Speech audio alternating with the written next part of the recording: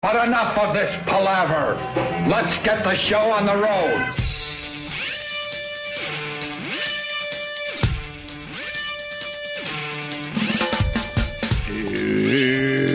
Oh, yeah.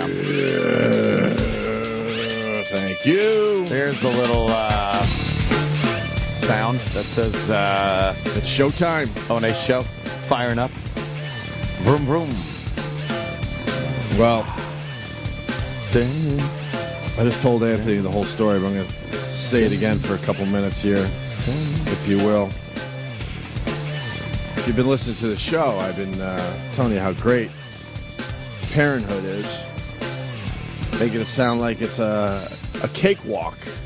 It's hunky-dory. So far, all my stories have been hunky-dory, no? Hunky-dory. Like, wow, he's a lucky fella. He's got 2 kids, and everything seems great. You always hear these nightmare stories, but Well, I got not at the Hughes house. I got a nightmare story. Oh, awesome. I'm fucking exhausted. Really? Yeah, I want to go home. Home. I want to go home. That's how I feel every day. Really? Just exhausted tired. and wanting to go home. Oh my God. And then we got to talk about the Subway guy, that fucking asshole. I'm not buying it. I'm not buying it. Yeah. That's going to be a whole discussion. We did the Subway. Oh, right. Yeah. We did the Subway discussion yesterday, but I assumed. now we have a little more info. We're gonna talk about that. Anyway, yesterday, my wife there went to get her hair did. My hair did. And it was one of those, I'm going to get my hair did. And it's not like when a guy gets his hair did, where it's, 20 minutes? Go to the barber. Sometimes when the girls get their hair did, it's a few hours. A whole day event. And also, the place she goes is completely across Manhattan from where I live. Yeah. So I got the 2-month-old. She's 2 months old yesterday. And that's a brand new human. Yeah. And she's been awesome. Everything's been great. It really has. But yesterday, she's like, you cool with this? I'm so mad right now. And I don't even know who to be mad at. Nature. Do you understand that? You're mad at nature. the old version of me, I would have came in here with a broken hand or a broken foot. Because when you realize that, like, you don't even know who to be mad at, you decide to start punching things. That's what I used to do. What are you so mad at? I broke my fucking hand in college because I didn't know who I was mad at. I broke in a toe because I kicked shit because I didn't know who to be mad at. Gotta take a swing at something. It's the most frustrating thing the most frustrating thing to go through is to be so mad, but you don't even know who you're mad at. Yeah. I'm so mad right now. How do you handle this? What are you so mad about? I'm trying to anyway, so she goes, I mean, she did everything right. She's like, is it cool I get my hair done? I'm like, yeah, of course, man. Go in and enjoy yourself. I got it. I'm on the motherfucker. My son is 2.5. The girl's 2 months old. Yeah. But she's been taking bottles when the wife's not around with the boobie. Yeah. The young ones love the boobie. So I'm like, I got this. Go. So I start cooking a little dinner for me and the kid, and she's napping. I'm like, just go have fun. I put on that Witness on HBO, which is an amazing series. And 10 minutes later, the kid wakes up and she starts crying a little bit, just a little bit. I'm like, all right, I got this. A little whiny. So I walk her around a little bit, and I'm doing the little bouncy thing that you have to do, and she's cool. Yeah. Put her back to sleep. 5 minutes later, she cries and cries and cries and cries and cries. I'm like, all right, I got this. There's the fucking frozen milk. I defrost it, get it to the right temperature, put it in the fucking baby bottle. And she's taking the bottle every other time. Long story short, she would not take the fucking bottle. No, huh? She would not take the bottle. So for you're about to hear hours, 3 hours, I had to walk the 2-month-old around my apartment. I couldn't sit down. You had to do the bouncy. I had a bouncy bounce. For and I'm like, 3 hours. I'm like, all right. And now I'm looking at my food. It was so bad, I couldn't eat my food. It's still on the counter from last night. You've kicked dogs for less. Holy fuck, are you right? Are you right? I'm proud to say I didn't do anything stupid. But I had to walk and pace the apartment for 3 straight hours. Yeah. I write my wife, I'm like, how long, man? Because she's not taking the bottle. She needs the boob. But now at this point, she's got all sorts. I thought she had it. she's got all that. She's got all the shit in her hair, so she can't fucking leave. Yeah. She's committed. So I'm like, all right, I can maybe sit down with the baby. At least sit down. Nope. These babies know when you're sitting down. I had to get back up on my feet. What's the difference between doing the shaky thing, the little fucking bouncy thing if you're sitting, you know what? Or you're standing? You know what, Aunt? What? You know what? If you could figure that out, yeah, you would be a billionaire. Yeah. Not a millionaire. You would be a billionaire. They know. If you could figure out what that's about, you would be a very rich man. That's fucked up, man. Because for some reason they do know. So then, no sense. Back up on my feet. Then now I got my other kid wondering when he's going to eat. He's basically doing the pulling on the leg, like what's going on here? Oh, man. You know, let's go hang out. Let's do this. Let's watch. You know, all that shit. My arms, I can't. My arms are tired. What my is that, chest like is tired. Upper body workout right there. Yeah, because just imagine taking in. I don't know. She's probably about 12 pounds now, 11.5 pounds maybe. Yeah. And just going like this for 3 straight hours. 3 hours. You got 3 straight hours. It got so 10-pound weight. It got so bad that I had to put her down so I could rest my arms for about 30 seconds. Knowing Shake it off. Yeah, knowing when I put her down, she was gonna like start screaming that guttural cry. That guttural cry. Not a little cry that you could deal with. But finally calmed her down. When my wife got home. Oh, really? 3 hours later. 3 hours later. I didn't eat dinner. Did you just hear the door open and you're like, oh. I haven't even talked to her. Oh, God. She saw the state I was in. I looked at her. She looked at me, and I'm like, I didn't even say. I didn't talk to her. Really? And that bad? And then I just went into another room and went to bed. That was it. That was it. That's one of your first. Guess what? First shitty days as a parent. Guess That's what? not bad. 5 minutes after she was home, the baby was completely calm because she has the boob. Yeah. There was nothing I could do. I didn't have any. There was nothing. I had to just wait it out. Should call Bob Kelly. I had to fucking wait it out. Walking back and forth. Tried everything. Everything. Burping her. Fucking gave her a little bath. But that didn't last long because she was screaming and crying that I had to take her out of there. I changed her diaper a couple times. I tried everything. She would not take the bottle. Jesus. What a fucking nightmare. My biceps, my chest. Yeah. Yeah. A little much. I challenge anyone to take 11 and a half pounds. Let's call it 12 pounds. Mm-hmm. Hold it like this. And you can't really hold it. You can't press it up against your body. That would be cheating. Right. So it's kind of like your left hand has to be on the baby's butt and the right hand has to be behind her head. Okay. Yeah. And I challenge anyone. I'll give good money. Maybe this would be a contest. And now just go like this. Ever so lightly up and down for 3 straight hours. I can't see that being a fun radio contest.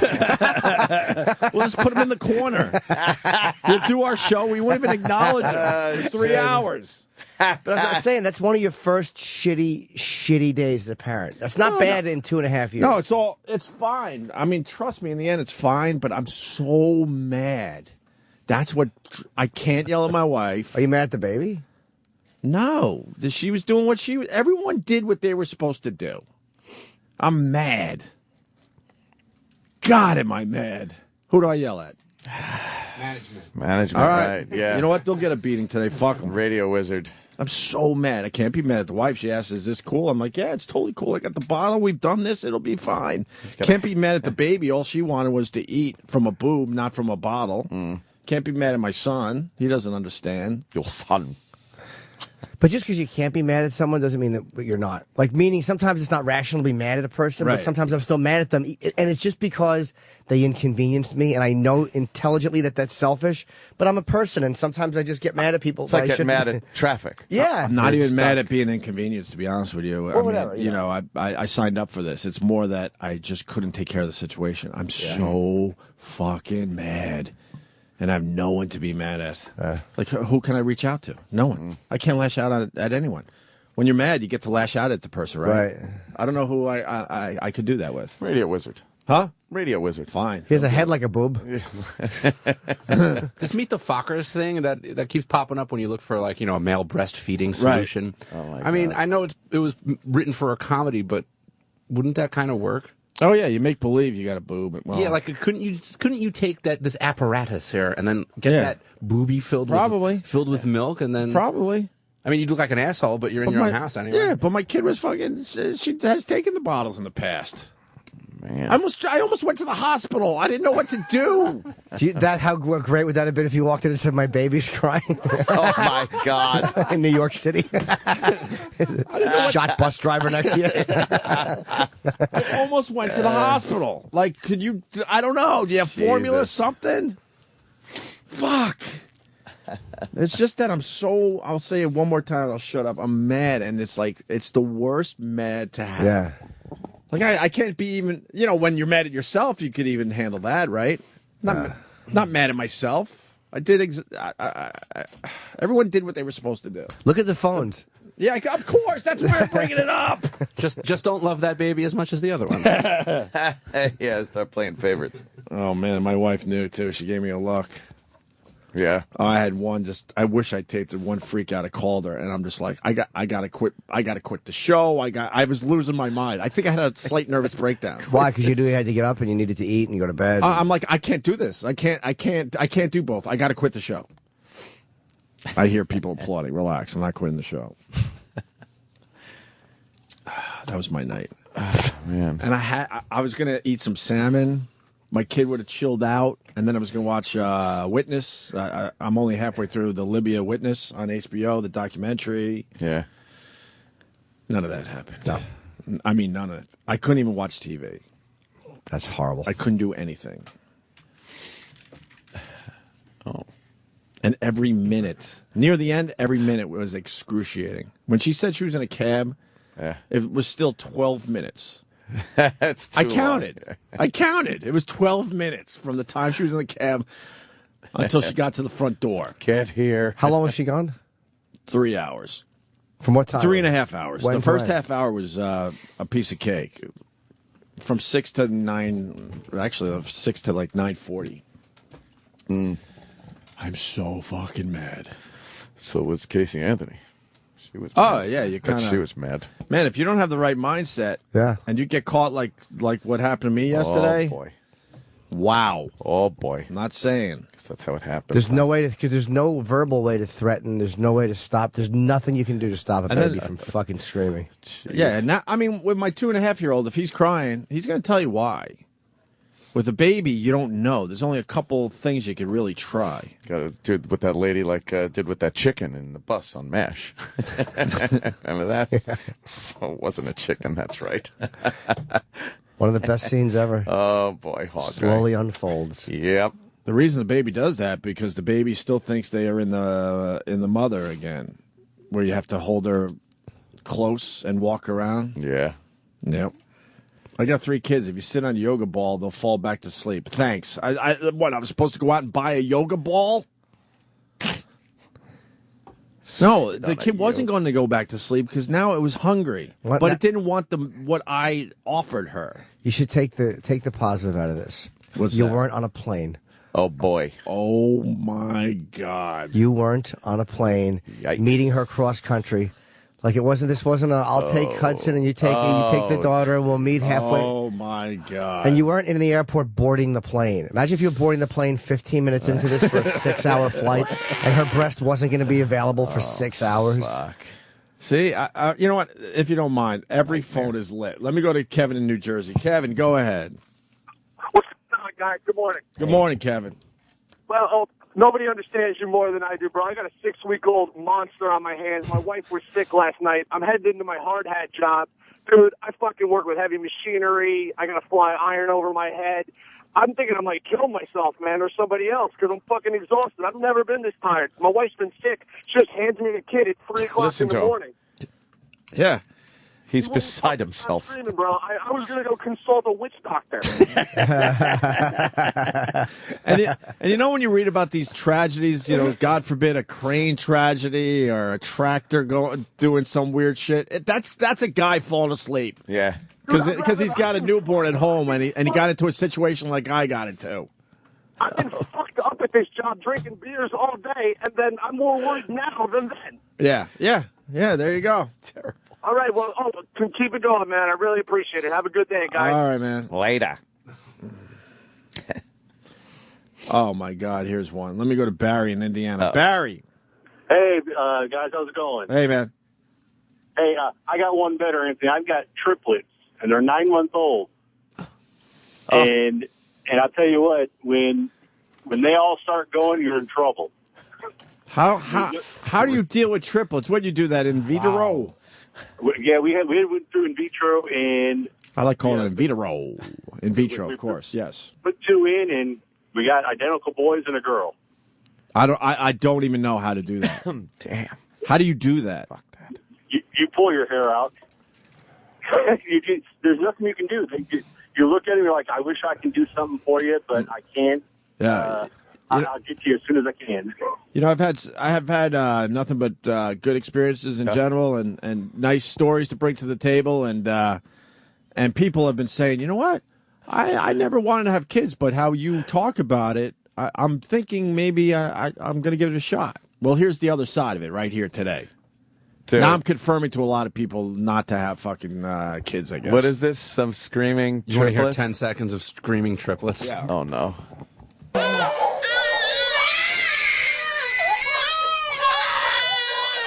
Oh, my God.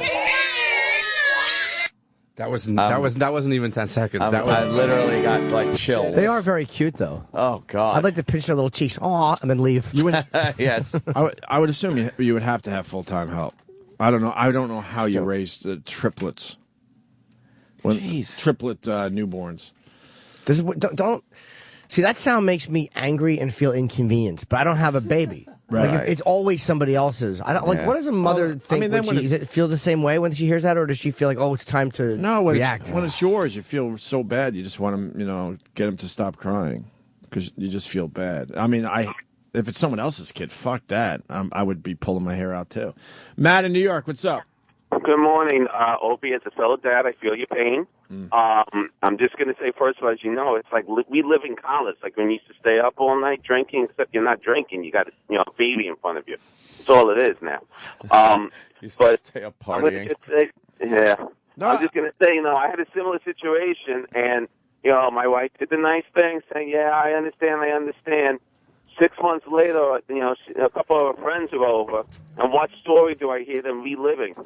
My story of why I couldn't figure out when, at that time, my six-week-old was crying, and I actually walked her up and down the hallways in my apartment building because I didn't know what to do. And all it was, Stacy wanted the boob. Right. Yeah, the women will laugh at us, but we don't have the boob.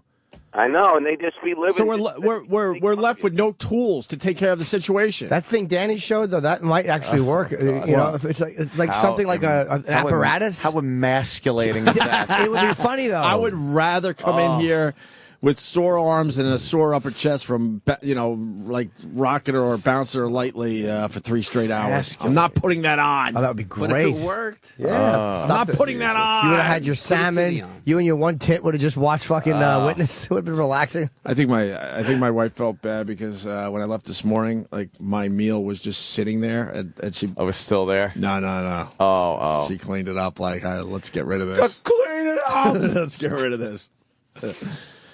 Vacuum cleaner works. Yeah, but you don't like the vacuum cleaner. I know. Then she would have come home and the kid would have been looking at you crying. Yeah. Psycho Bob. What's up, Psycho Bob? Dude, things are crazy, dude. Good morning. Hey, my son did the same thing. And what you do is you take something with your wife's scent on it, like a sweater or a shirt, drape it over your shoulder, and then when you hold the bottle with that right next to it, it smells her. Bob, this isn't helping me. It would have been like that scene in Nighthawks. That they think it's her, and then they turn around and you in the sweater holding the baby with a beard. Giant shoulders. I'm so not believable. I know. That scene was not believable. It works. It really does. Psycho Bob, I don't give a fuck if it works. I already went through it. Well, when you this isn't helping me tell me what I should have done. It'll happen again. It's not going to happen again. Baby will cry again. It's not happening again. Anyhow, try it again. Thank you. So I'm supposed to what? Get a sweater? What? Yeah, something of hers. How about my daughter likes my scent too? Oh boy. She just decided to be stubborn last night. Fuck.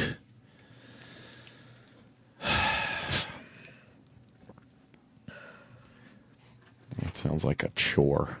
Huh? Does that make you not want to have kids even? Not even close. Because all my friends are married with kids. Oh. I thank God for Colin and Anthony. Yes. The two guys I know who are in my group who are not married. We're trying. Me and Colin. don't have kids. It's the only thing that makes me feel like a complete nut creep. Yeah. And Danny is obviously not married, but he's on his way. In general, it's been, regular fine shit. Last night I just got hit with a big one. I'm so fucking mad. That's my question. How do you handle being mad and you don't even know who you're mad at? Alcohol and drugs, my friend. There you go. That too. Alcohol and drugs. Or give away what helps. Have you ever been mad but you're always you can't be mad at yourself. Yeah. You can't be mad at, in my situation, the wife, the kid, the other kid. I'm so mad. Yeah. And usually you want to fucking yell and scream and lash out a little bit or whatever the fuck, however you handle your anger. But there's no one to do it. There's no one, which makes it worse. What helps me, I find, is if I just give money to people I work with. Is that it? Oh, God. So frustrating. She found me in the bedroom in the dark, just walking back and forth when my wife came home. How happy were you when you heard the keys jingle and the door close? So happy. So fucking happy. And I didn't say here or anything like that. I just gently said, didn't say anything. Gently gave her the baby. Take this. Holding it like Gunnery Sergeant Hartman held that jelly donut. Yeah, by the foot.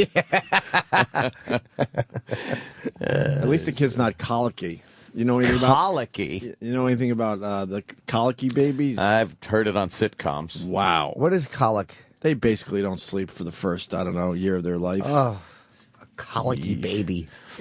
I hear that's a complete nightmare. We have a colicky comic on our show. Jimmy's colicky. He doesn't sleep well. Are you colicky? Yes, I am. I'm a colicky boy. You're a colicky cuckold. I'm a colicky Cuckly. Is Dr. Steve up? He should explain colicky babies to you. I wonder if he would have a will solution. drive you insane. Anything he explains drives me insane. Yeah. He may know what to do in this situation because he's had not only his own kids, but a million patients. Yeah. None have lived, but a million course not. patients. Well, real talented doctor. He's the end-of-life doctor. I know, he was Kevorkian's idol. How do you do it? You look like you're trying so hard. Yeah, that just seems like the place a lot of doctors go that, fail. Yeah. Look, you're not going to fuck this one up, so here you go. Next stop, The Undertaker. Right, here you go. Yeah, exactly. Great. Your job is one above The Undertaker. Yeah. How can you be proud of that?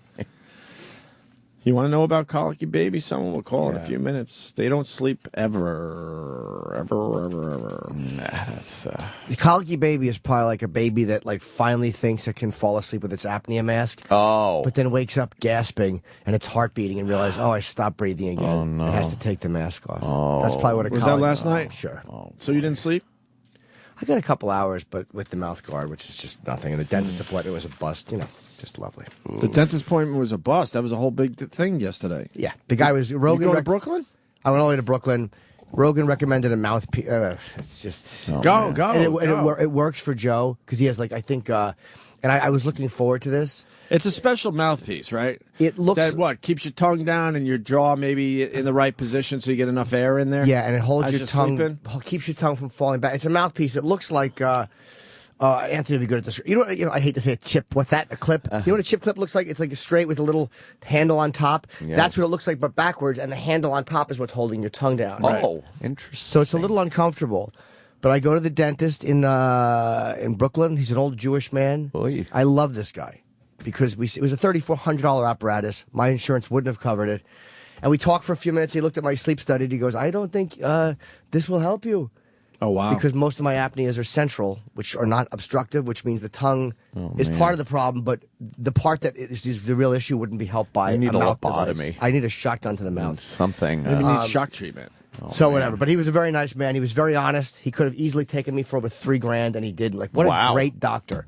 This guy, Dueck, Doueck, a dentist in Brooklyn. What a nice, honest guy. He didn't.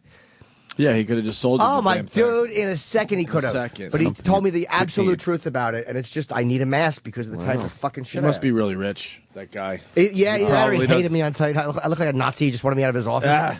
But what a nice man. What a fucking good, like, he's a guy I would love to go to regularly. What an honest guy. Instead of our guy, you go to my dentist too? Do we share everybody? I go to a guy in my building. Yeah. So we have the same dentist, the same cleaning lady, the same gym. Same gym, I know. The same work partner. Same work partner. Yeah, wait a minute. Dr. Steve's on the line. Yo, Dr. Steve. Hey, man. I had a long night yesterday. Oh, no. I had a baby that would not take the bottle. Okay. 3+ hours of just walking around the apartment doing the little bouncy bounce thing you do with the babies. Yeah. That was the only thing that kept her calm. It's like Dr. Florentine, And my wife was gone getting her hair did, and she, I was in a situation, and people saying, "Oh, Dr. Steve will tell you what to do." Oh, they did. Yeah, there's nothing you could do. The baby wanted the boob, not the bottle that I had. Yeah. But anyway. Yeah, so you're... I know there's nothing you could tell me. I know. I mean, you just get caught every once in a while. Yeah. There's no trick to that. I changed the diet. I tried everything. I tried all the shit that they give you in Baby 101. None of it worked. Yeah. So now my arms and my upper chest are tired, and I'm really bad. Can I take it out on you? Because I don't know who to take it out on. Yeah, just hang up on me. That would make me feel better. I want to know about colicky babies. Yeah. Now, this is a baby that is primarily breastfed. No, I don't think my baby's colicky. In general, In general, we've been good. I just, like I said, I just got caught yesterday. Yeah. Simple as that. It happens. I'm hoping it's not going to be a regular thing. But anyway, we started talking about colicky babies. What is it exactly? Well, they've got so many theories about it that it's formula. Intolerance. They've got, sometimes if it's a breastfed baby, it can even be what the mother eats. They start doing an exchange diet on the mother and removing things like broccoli and cabbage from their diet just to see if that's what's causing it. Cabbage. So what is it, like an acid reflux almost? Well, they don't know. That's the thing. It's just... it's defined as a condition where a baby cries for no reason, and it usually happens around 3 to 4 months old, but it can last for a year. I had a friend of mine had a colicky baby, and the mother was so distraught because this baby did nothing but cry. Right. That they had to take her out of the house for hours at a time just to get her out of there because she was going out of her mind. And this is a cause of this shaken baby syndrome, too, because, when you have a baby that just does nothing but cry, day in and day out for weeks on end, it drives some people... fucking crazy. It's just fucking crazy, yeah. Let me ask you a question. Have they ever done studies on conditions later and years later? Like, is it possible that these babies are in, like, say they have like a problem with chronic headaches or something, or is there a problem that the baby has something going on that they realize years later is in like a lot of other people? You know what I mean? Yeah. It appears to be abdominal pain because these kids will always sort of crunch up their abdomen when they're crying. But, of course, what else is a baby going to do if they're crying really hard? They're going to sort of crunch their abdomen up. Have they ever tried patting their backs? And saying, shh. Hold on the line. I got a guy, Victor on Long Island. You're on with Dr. Steve. Why don't you tell Anthony what colicky babies could do to you? Go ahead. Dear Lord Almighty, even to this day, 21 years later, she does have abdominal pain. She won't go to the bathroom for 3-4 days at a time. So you're 100% right. But what happened? How brutal is it when a newborn has the colic? Oh my God! They just scream and cry nonstop. I would leave my wife in the other room, and go to sleep. I was like, it's all yours. It says on the screen that your daughter didn't sleep for the first 9 months of her life. Not at all. Not at all. She just cried and cried and cried. So she still won't go to the bathroom, your daughter, at age 21? Yep. That's still has problems to this day. That's a Bowel weird problem. Still sees a doctor and everything. Wow. That's people hold. I used to hold in shit like when I was a kid. It was I really would. It was a weird thing. Why would you do that? I don't know. I would like literally kneel and I would have to shit so bad. I'd be kneeling in prayer motion by my bed, reading a comic book, and my leg would go like. And I would hold it for hours. I get so excited when it's time to get rid of duty. Why would you want to hold that shit in? I don't know. So it's the best part of the day. Yay, time to get rid of duty. I don't do it anymore. I love when it drops into the chamber. It's one of the best feelings every day. Yeah, but I mean, I don't know why as a kid. I don't do it anymore. But as a kid, I don't know why I did it. But that sounds like this guy's daughter who won't. Well, we all know why, Jimmy. It's your chart. But no, you made up the chart. I know. I believe me. I'm Mick Molester. Everything goes back to that. But that wouldn't explain why colicky babies, because they're not getting molested when they're a year old. So it doesn't explain that. So, Dr. Steve, they really don't know what it is. But no, they really don't. But parents know one thing: they don't. The baby will not sleep for the first year of its life, more or less. Yeah, they have on a regular basis. All kinds of theories about what causes colicky baby, and still not a single theory that is borne fruit with every baby. So there may be a variety of different causes, but one thing that you can do when you have a colicky baby is to vibrate them. They say if one of the things that really seems to help is you take the kid for a ride in the car, or you can stick them in their little car seat and put them on top of a running dryer. Or shake them really hard. Right. So what Sears used to make this thing that was a vibrator that you actually put under their crib, and that seemed to help. I got a vibrating chair, but I don't think my baby is colicky. Like I said, I'll say it again. No. I think I just got hit with an unfortunate situation yesterday. Yeah, and babies will just be fussy. Fussy. One day of crying or giving you a hard time is not, it isn't colic. You call it fussy? Let's call it fussy babies. Really? She's being a little fussy. How about she's being a lunatic? How about she's being an asshole? Fussy. Yeah, well, sorry. I'm so mad. All right, Dr. Steve. Yeah, babies are something else. And but if let me just put this out there for anybody that has a colicky baby, if you feel that you are about to commit violence, just get someone else to watch your baby. Oh. Get the hell out of the house. Because, of course. It's not you. Obviously not you. But no, of course. No, I was. My nerves were challenged yesterday. That's for sure.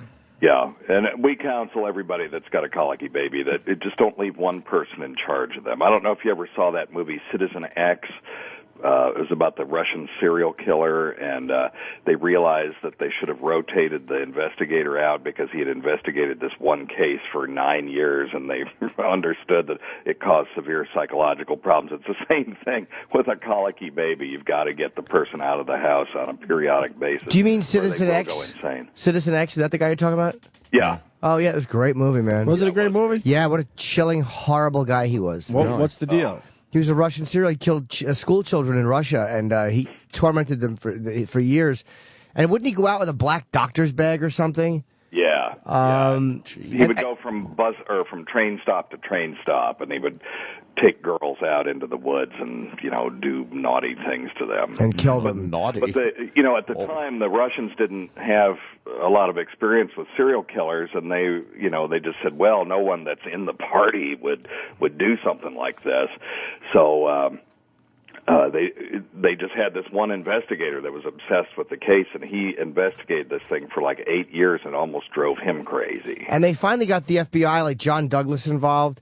And I don't know if they profiled them accurately or not. Yeah, well, they had a Russian psychologist profiled him, and when they finally caught him, they had him sit down and read the profile to the guy, and it was wow. the only time they could break him was when he read his profile, because he understood that somebody actually understood him. Oh, right. Wasn't that the guy? It was a big risk for the guy to write that profile, too, right? Yeah. Like, nobody wanted to be involved with it. Well, right, because this guy was a party member, too, and they had actually caught him once before, but because he was a party member, they'd let him go. Yeah. He couldn't have been the guy. And it's Max von Sydow and the guy that was in... was Sutherland in that? Donald Sutherland? Yeah, Donald Sutherland was in that. He was the chief of the... Oh, that's a great movie. Sounds good. And at the end, the Russian, of course, they nail him. And they take him into a little fucking dingy room, and they put a gun in the back of his head, and they shoot him. That's exactly how... Like, once he was convicted... That's how they dealt with it. A pistol to the back of the head, and then he was gone. And that's exactly what they should Jimmy. do. Spoiler alert. Well, you know. Jeez. Yes. Sounds like a great movie. Oh, yeah. Interesting how we went from colicky babies to serial killers. That's the beauty of this show. That's what we do here. We scat around. We're like Scatman Crothers, but we're not musical or entertaining. Danny in Jersey. Danny! Hey, what's up, Oak? How you doing? All right, buddy. What's up, guys? Yeah, I'm kind of in your position. I got a 2.5-year-old boy. He's fine. And I got a 9-month-old daughter who's been a nightmare since day one. I mean, just up, crying. You know Chinese water torture? Yeah. That's what they should have done. They should have given a crying baby to their victims. It's literally a nightmare every night, and I can't handle it. I don't know. My wife is, she's an angel. I don't know how she does that. They have another gene or whatever's in their body, but they can handle it so much better than me, and she's about to lose her mind too. Look, I'm from the school that women are absolutely amazing. It really. I'm from that school of thought. They're amazing. The shit they do, there's no way a guy could do. And they probably do have something else in their DNA. So has your 9-month-old slept at all? The thing is, she can be up for 3-4 hours at a clip, for even 5 hours, just screaming. I mean, screaming like you're ripping her arms off her body. You know what I mean? And it's like, you don't know what to do. And I'm like, I freak out sometimes. And the thing that works, I don't know if you have a car living in the city, but we can put her in a car and take her for a drive, and she'll be out cold. So there's nights where I've driven around at 2 o'clock, 3 o'clock in the morning, taking her for a ride, circling the block. Yeah, a lot of parents do this. They just drive around their neighborhood in the middle of the night with their kid in the back. No, now I feel... If you fall asleep, you park the car, and you sit in the car and wait. And you just listen to Opie and Anthony rerun. Nice. Well, at least we're there for you, sir. Now I feel like an asshole because I'm telling you, mine was just a one-time thing. These guys are dealing with it night after night. Yeah. Night after fucking night. Holy shit. There are some techniques that you can do, like swaddling and stuff like that. That works in the first 3 months. Swaddling. Hey, Dr. Steve, how about you tell me this yesterday? Well, I already went through it. I don't give a fuck what the solution is anymore. How about you read your email? I sent you the thing about swaddling and all that stuff before this baby was born. What does swaddling mean? What is that? Yeah, you wrap them up nice and tight like a taco. Oh. Yeah. Where they can't move their shit. And they feel like they're in the womb again? They feel like they're in the womb. They had in the womb. Right. You know, and it works during the first 3 months because we're actually born 3 months early. I like being in the womb. Well, yeah, I mean, I like putting a piece of me in there. I thought you meant it beats being out in the cold, you know. Oh. Wait, what do you mean we're born 3 months early?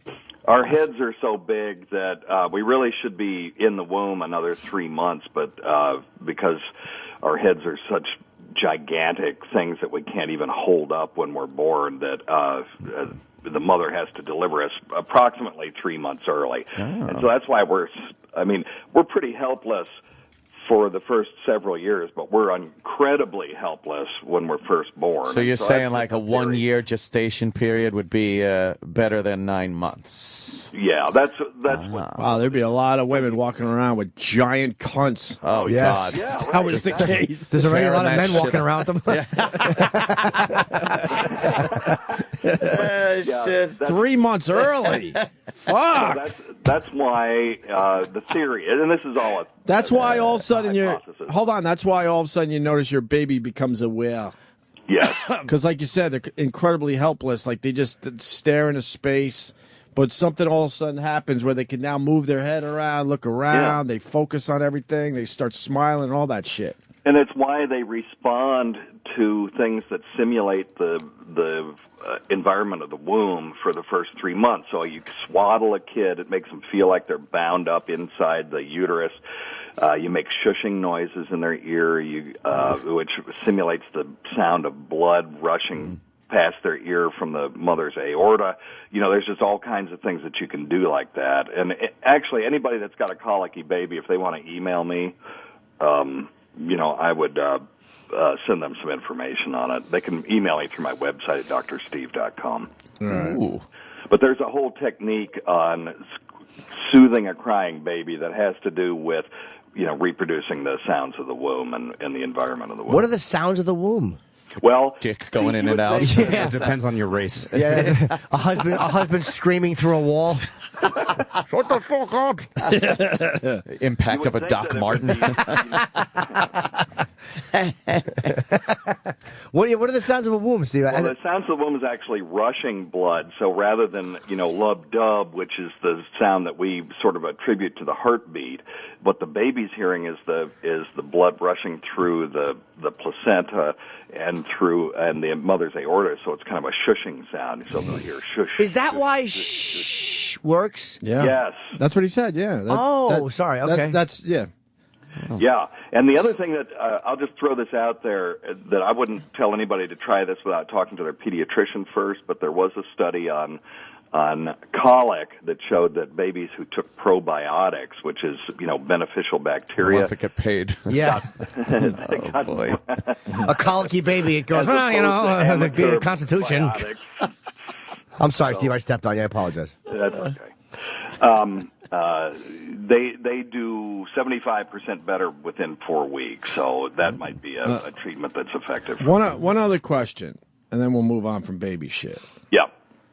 I love this stuff, dude. This is so not my life. This is very interesting. It makes me very fucking happy that I have lit. This is the one. This is what they want to talk about. This makes me feel very validated. Subjects every day, and you don't want to talk about them. That every time I come, it's all over myself and in my belly button.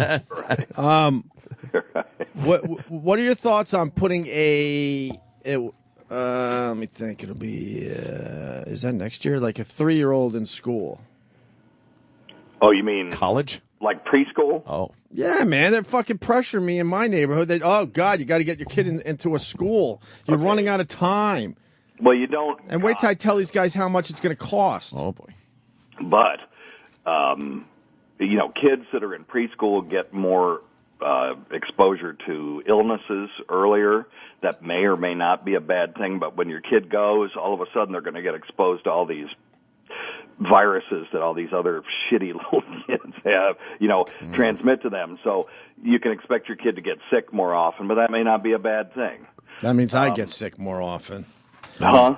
That means I get sick more often. But kid, right. The kid will be a little over, he'll be 3 and 4 months. That's too early for school, isn't it? What happened to starting school at 5? Yeah, and what happened to starting sports in middle school? Now we've got 4-year-olds. Yeah, kindergarten was 5, right? And throwing their, trashing their knees forever. I'll tell you what happened. Giant contracts.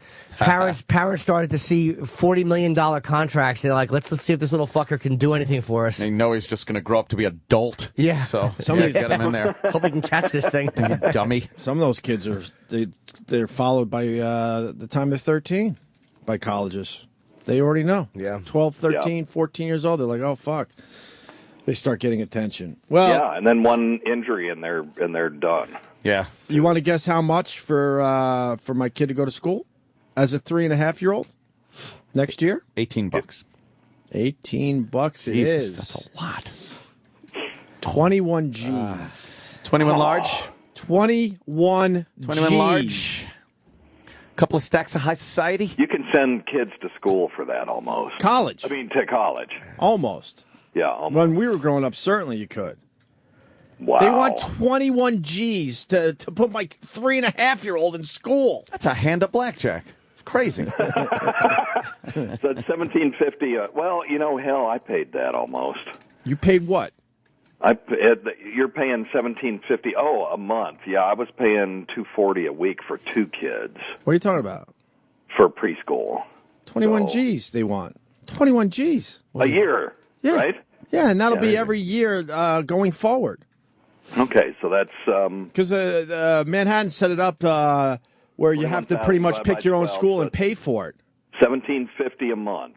Because the public schools in Manhattan are horrendous. Yeah, I bet for that price, though, you know, what certain element not in the school, kind of nice. A bad element. Kind of nice, yeah. Probably a bad element, and it helps them socialize. Unlike in that room over there, the bad elephant. Welcome back, Hero.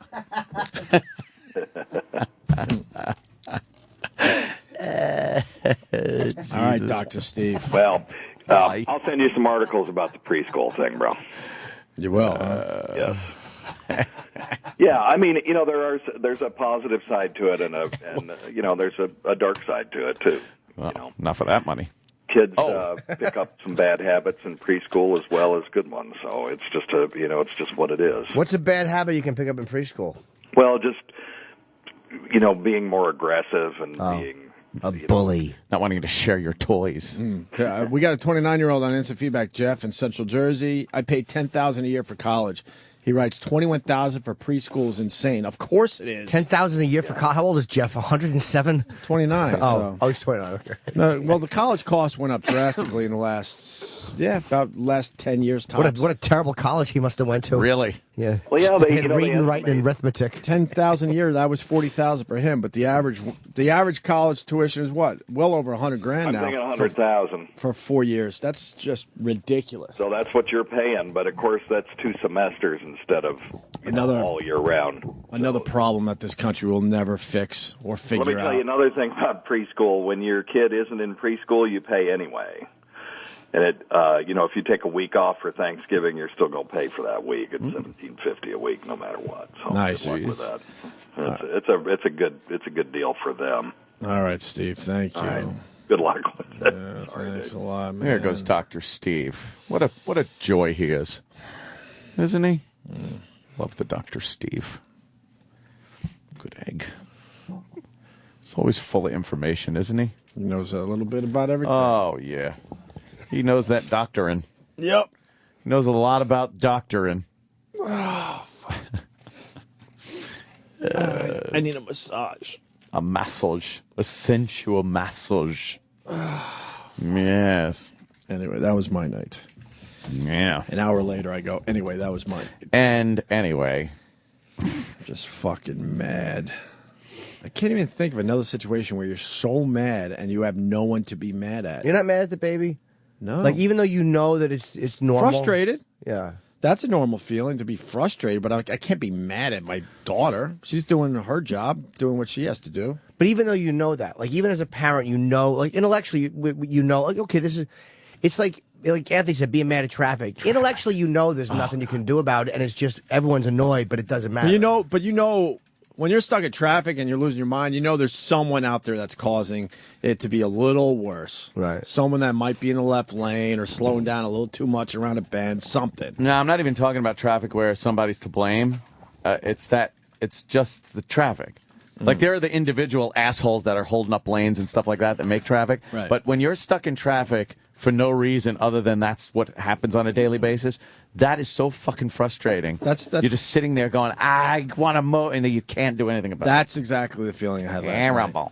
I've been stuck at traffic going to Long Island. Yeah. Where if I was a weaker man, I would break down and cry. Yeah, I almost cried once in a while. I would break down and cry because, and that's the same feeling I have today. You get so mad, and you know there's absolutely nothing you could do, and there's no one you could officially be mad at. Yeah. When you know, like, you could get to Huntington from Manhattan, I'll go local in about an hour tops, and you're 3 hours in, still bumper to bumper, you will break down and cry. Infuriating. I did an MTV shoot I think it was for the Jon Stewart show even. That's how long ago it was. I did like a little sketch. Was it the mellow Jon Stewart or the whack job that is now Jon Stewart? Well, this is MTV Jon Stewart. And he was cool back then. Florentine got me on his show, and I did like this, like a little, again, sketches that weren't even, I was just an extra. So it was like, that's how long ago it was. And I was driving out to do, I think, McGuire's at Governor, in Long Island, McGuire's. And it was that traffic. It was a Friday afternoon. The traffic was so bad, I wanted to pull over and weep in the shoulder. Yeah. It gets you that Fucking freaked out. Wow, it was bad. Hate it. Those are the real issues facing us here in the New York City area. Not dumb sodas and everything else. People are losing their minds because they're stuck in that traffic every day. But the dumb mayor, I'll say it every fucking time, too. Dumb mayor goes after large sodas. Because the mayor's a twat. The mayor's idiot. a woman. But rounding up these fucking dangerous bums on the street and fucking getting rid of them. Yeah. Ship them off somewhere. Yep. Christ. Oh, we could talk about that next. Oh, please. And the photographer defending himself. He's saying it's unfair. I don't know. No. He's a photographer. What the fuck is he supposed to do? Well, yeah, no, I know, but let's talk about it next. Yeah. It's a bit involved. So we'll talk about because I hate how that whole situation is deflecting. Like they're getting all pissed off at the fucking camera guy when the real issue is this fucking savage there's animal. There's a lot going on here. Yeah. Trust me. We'll break it all down next. Yeah. Sirius XM. You're listening to Opie and Anthony.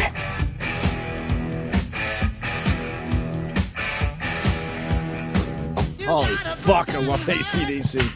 That song, Thunderstruck. Thunderstruck, yeah. Is one of the most amazing live songs ever.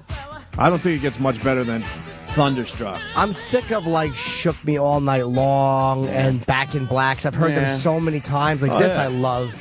Thunderstruck, I love. You've seen the video of Thunderstruck when you have, 100,000 people just bouncing to the song at one in the same time? That was in, I want to say Donington. Holy mackerel. Holy mackerel. All right, so we got a situation here in New York City. Yesterday it was on the front page of the New York Post. You got, what was the exact headline again? You got a subway train bearing down on a guy that was pushed onto the tracks. Yeah. And basically the headline was, this man is about to die. Yeah. And it turns out you got one of these lunatic homeless guys. I'm assuming he was homeless. And I guess the guy that got pushed onto the tracks got into a little confrontation with the guy. Yeah, he should have kept his fucking yap shut. And I guess he might have been a bit under the influence. Yeah. And then this homeless black guy decides to push him onto the tracks. And then you got a New York Post photographer happens to be on the fucking platform, and he snaps away as the subway train takes him out. Yeah. And he's trying to say that he was flashing to get the attention of the operator there of the subway. Which is complete bullshit. Flash, yeah, of course. He said. And that's my problem. The guy is lying. What he should have said was, I wasn't going to risk my life trying to pull him back up from the tracks. Well, he said what we talked about yesterday, and this is reasonable, was that fucking savage was still standing there at one point, because people were like, no, he left, but then I heard he watched the guy die. Mm-hmm.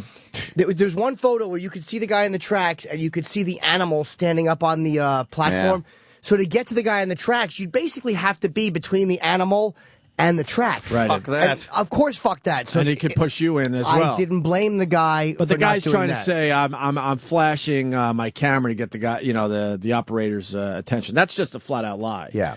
If you didn't want to risk your life or whatever, that's fine. You were in a tough situation, but I mean the death shot is perfect. If you know anything about photography, this guy lined it up perfect. Jesus. And in fairness, that guy didn't handle it well too. Like he just stood there on the platform holding. It's like, first of all, you're in the worst place. I know you're panic stricken. Oh my God. But if you have to, either try to climb out or lie on the fucking ground face down. The chances are the train will pass right over. Now, is that true though? Because a few people were saying that yesterday. If you're in that situation, supposedly if you lie down in the middle of the track, you're gonna be all right. Not across it, yeah. No, but is that true? Sure, you remember that there's some subway shit under the subway. Is that gonna fucking hit you? Nah. You remember that guy a few years ago, the hero who jumped down and saved the woman on the tracks or whatever it was, or the guy saved a guy who had a seizure and fell? Could you imagine the fear? Subway Superman. Can you imagine your fear as you lie down in the middle of the tracks, hoping that there's nothing underneath the subway that's just gonna fucking rip into your back or whatever? Better than getting the old fucking the old wedgeroo, looking like you're a fucking Twizzler. He could have went. Huh? He could have went the other way too, because you could tell on from the platform. Is there a double track? Yeah, it's a double track, so he could have crossed over to the other side. He crossed over, all right. He would have had to. I mean, obviously you have to be careful, but because that's where the third rail. Yeah, exactly. But if he would have just skipped over that and Look, the photographer saw a great shot. I agree, and but he should admit that he wasn't going to risk his own life to try to pull this guy up. Because now, if you pull the guy up or try to, the guy in a panic can pull you down. Pull you in there. Fuck that shit. Yeah. And he's a photographer. I mean, it's his job. Yeah, exactly. And I'm a prick. But that's his job. Yeah. He was doing his job. He did his job very well. His job isn't fucking go and pull some guy out of there. His job isn't to miss the shot and help the guy. Be Mr. Hero. His job is to get the shot. And he I agree, but he obviously lied. What about everybody else that wasn't taking a picture? Absolutely. There were a bunch of people that weren't taking pictures. There was a pile of. There was a group of people way in the background to the left of the photo. The online photo is the perfect photo. Look, everyone isn't. They had to crop it for the front page, but if you know anything about threes in photography, it was perfect. You had the fucking group of people on the all the way to the left. In the middle was the subway, and then on the right was the victim. It was a perfect photograph. Not someone that's panicking and shooting, like trying to get the attention of the operator and just happens to get a good shot. He's a pro. He lined that shit up. And what amazes me, and maybe we don't have this as people, is the ability to just, like, as a group, why didn't fucking, like, if 10 people rushed that fucking savage, he either would have run or they would have been able to easily overpower him and hold him down. And then, but you don't think that they way, obviously were having a confrontation, and the guy was able to push him, quite easily onto the tracks. Yeah, that guy was stupid though to fuck with this homeless guy. You know who? Yeah, exactly. Well, you shouldn't be fucking with anyone out there. He had beer muscles. He had beer muscles. Apparently, he got in an argument with his wife, and he was drinking, and he had a little in him, and then this fucking animal is just, of course, yapping to himself, yelling, cursing at people. Of course he is. Because they're fucking mental patients, every single one of them. So he goes up and actually says, like, hey, you're scaring people. What are you doing? You don't talk to these fucking lunatics. You keep your head on a swivel. You keep him in eye shot so you make sure he's not pulling any shenanigans, giving that old fucking, the staple of the side of the head fucking cheap shot.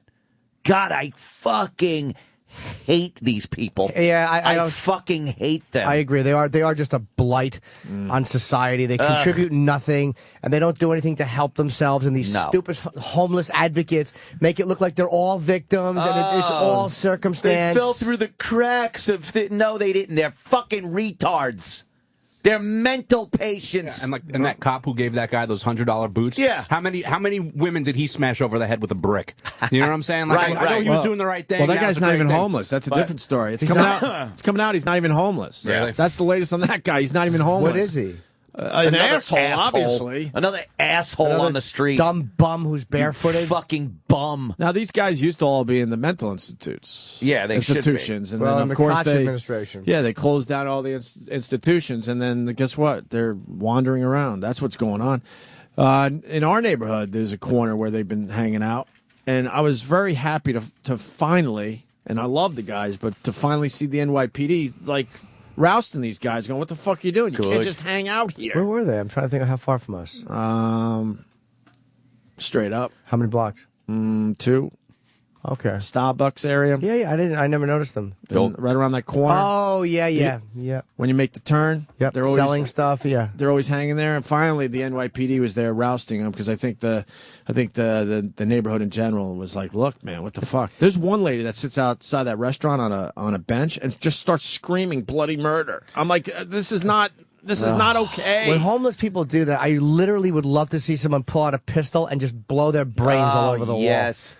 If you're that person that you're walking down the street just yelling at everybody, you have zero to contribute to the rest of us. She sits on a bench and yells at every single person walking by, and it's just not okay. And then other days she's sitting there and she'll be like, "Hi, how are you?" I'm like, I'm not going to have that nice I'm not interaction with you because I also see you when you're a lunatic. Yeah. When you're not on your meds or whatever the fuck it is. What the cops used to call that, Kenny, a wood shampoo. You give him a wood shampoo with the nightstick. Wood shampoo. You just beat his head in. I wouldn't know anything about that, of course Anthony. not. I'm sorry. You probably heard some stories, though, from some less scrupulous officers. Or maybe it was in a movie. Yeah. I like when you talk about movies. Not me. I'm straight edge. I'm by the book. Oh, God. 3 New Jersey cops shot a mental patient last week. Family suing the cops. Of course. Saying they should have known. Yeah. It's not the fucking crazy fuck's problem. It's the cop that's sticking up for everyone around him. That's the fault. It's the cop's fault. Look, at this guy, I got to get this info out. He's a cop in New York City. Steve, go ahead. Hey, what's going on, guys? Hey, man. Well, you know what? The wooden shampoo's good, but I like the Bronx party hat better. A Bronx party hat? Jesus. I love it. I give him a turban. Either way. Yeah. But, they always tell you if you ever get wind up on a tracks, you're not supposed to lie in between the tracks when the train's going over because there's all kinds of stuff. I've seen guys get shredded. Yeah, trying to do that. I just imagine this shit under the subway train that could absolutely fuck you up if you're laying given the choice between the though, tracks. of getting squished between the platform and the train. You got to make that move. You got to make the move because there's not a lot of clearance under there. I mean, that thing that happened last year, that was a fluke. It was, right? That's what I thought. But what happened? What should you do? Like the third rail, if you step on, you're dead. So how do you get over to the extra? I just assume every rail is the third rail. By the way, every time it's rare when you're like crossing train tracks or something. I just assume they're all third rails. They tell you that there's like space underneath the platform that you should try and get your body as close to the wall, but if the train's going by real fast, it creates a suction and it'll pull you right into the train. I don't know. Then you become a space case, and that's not good. A what? A space case. It's when your body gets trapped in between the subway car and the platform, and it spins around. Yeah, I've and seen you're those. still alive, and then they jack the train up off of you, and all your guts that are found up inside fall down. You die instantly. So the guys are there. They bring the priest. They bring the phone. They make all the phone calls. Then they say, "Okay, boys," they jack it up, and the guy dies. Wow, man. Well, can't they just let you live there? Like, just bring in a book for you and a phone and to live out the rest of your life there. Fucking, you're 80 years old. Yeah. Build a little structure around you. It would be a hell of an attraction for New York City. Hey, let's go see the guy that's living his life trapped in between the fucking platform and a subway. Yeah, let's go see Mr. Twisty or something. Yeah, why don't we keep one of them alive? That would be the new freak show. That'd be great. Yeah. Fucking walking through Times Square. Who cares? Oh my god. Let's see Subway Guy. All right, guys. Have a good day. Yeah, man. You know what it is? It's this complete lack of any empathy, no consciousness of consequence that goes on with various people, and it's just fucking infuriating. Yeah, it is such. There's this knee-jerk reaction to shit that affects people's lives forever and ever that is never thought about until it's over. I mean, I watched that first 48 show, right? And it's the first 48 hours of a murder investigation. And there's the murder. They get the body. They get the suspects in no time because they're fucking morons.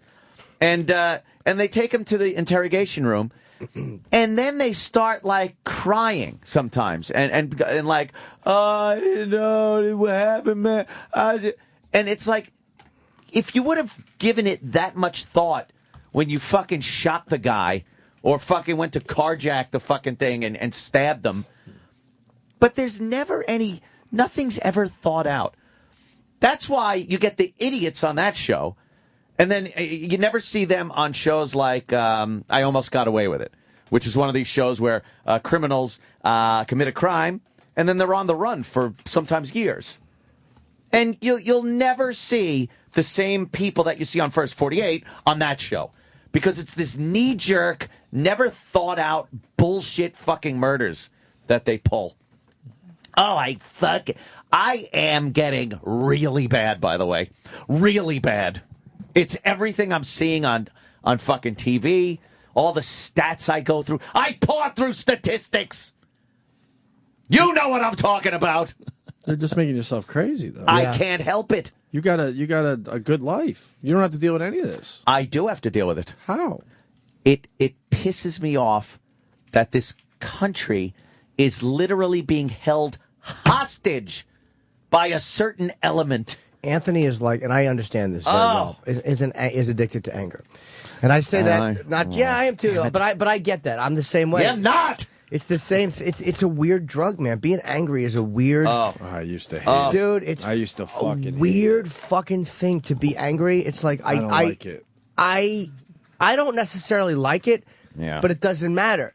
I didn't like vomiting, but I drank every day. It's like there's something about being fucking angry where I seek things out that it's not like I'm always avoiding things. Right. I seek them out knowing just so I can go, of course. Of course. Like it's such a weird, stupid phenomenon to make myself get this. I can't do that anymore. If someone's in the left lane and they're not fucking moving, I absolutely have to look and see who it is. But I get all that, but to search it out to be angry, because you know as you're searching that you're just going to be angry. I can't do that. But even in I traffic, just can't do that. all right, even in traffic, not searching it out. What's the use?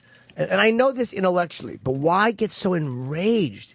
And it's like, but I do it, and I do But it. that's more normal, I think, than actually searching it out to be angry. But that's my point. But it's the everyone same- has what has it in them to be angry, of course. It's the same drug, though. It's like the difference between, I hate to use the drinking example, it's the difference between drinking at home and going to a bar. Like, it's the same fucking thing. And I don't know why. I know that there's nothing I can do about it. I know it's irrational, but the idea that somebody up there is wasting my time makes me fucking... What is it? Maybe Carrie Fisher even said it. It was a good way of saying it. But anger is like poisoning yourself because you're mad at somebody else.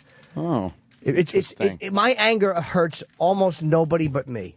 I suffer with it. I sit with it. I fucking seethe in it. It gives me headaches. I bite my hand. Nobody deals with that but me. It's so stupid. Yeah. And it's bad for you. I'll go to websites and fucking. That's where I can't. I just can't do that. Like I gotta read shit that's gonna piss me off. Like I said, if someone's in the left lane, I can't just pass them and not. I have to look so I could go. Well, that fucking figures. Yeah. Of course. That's normal. Or something that sounds like that. That's more normal than searching it out on the internet, though. That's my point here. One is more common. I can't search it out. But it's the same thing. No way. Yeah, no, I'm not saying it's not something a lot of people do. Yeah, but I'm just saying I just can't do that. Do you feel like you're making a difference in it when you do all that shit? Well, actually... Hey, they got video of the confrontation. Hold on a minute. The path of an oncoming train, onlookers tried to wave down the train operator as Han tried to climb back onto the platform. So there's Train's the two emergency having brakes did not activate. They got video of the actual confrontation. So why are they blocking out the guy's face? Or could have been done to prevent this tragedy. Yeah, it turned into lock that outrage, though, savage after up. The New York Yes. Post published this picture. Let me look at this for a moment. Shows Han in the seconds before he was killed. The photographer who captured the image was really beaten up yesterday in the media about why he didn't help and whether the Post should even have published this picture at all on the cover. Of course you says publish he wasn't close enough to help. We want to turn now to Howard Kurtz, who's the host of CNN's Reliable Sources and the Washington bureau chief of Newsweek and the Daily Beast, and Lauren Ashburn, who's a contributor to the Daily Beast. Of course, who cares? Give more credits. Editor-in-chief, I should say, of the Daily Download. Nice to talk to both of you. So, Howard, let's start with you. The photographer is For a second, blamed. yeah. He says it's unfair. He said this: "I can't let the armchair critics bother me. They were not there. They have no idea how quickly it happened." Do you think it's unfair that people have turned now on the photographer?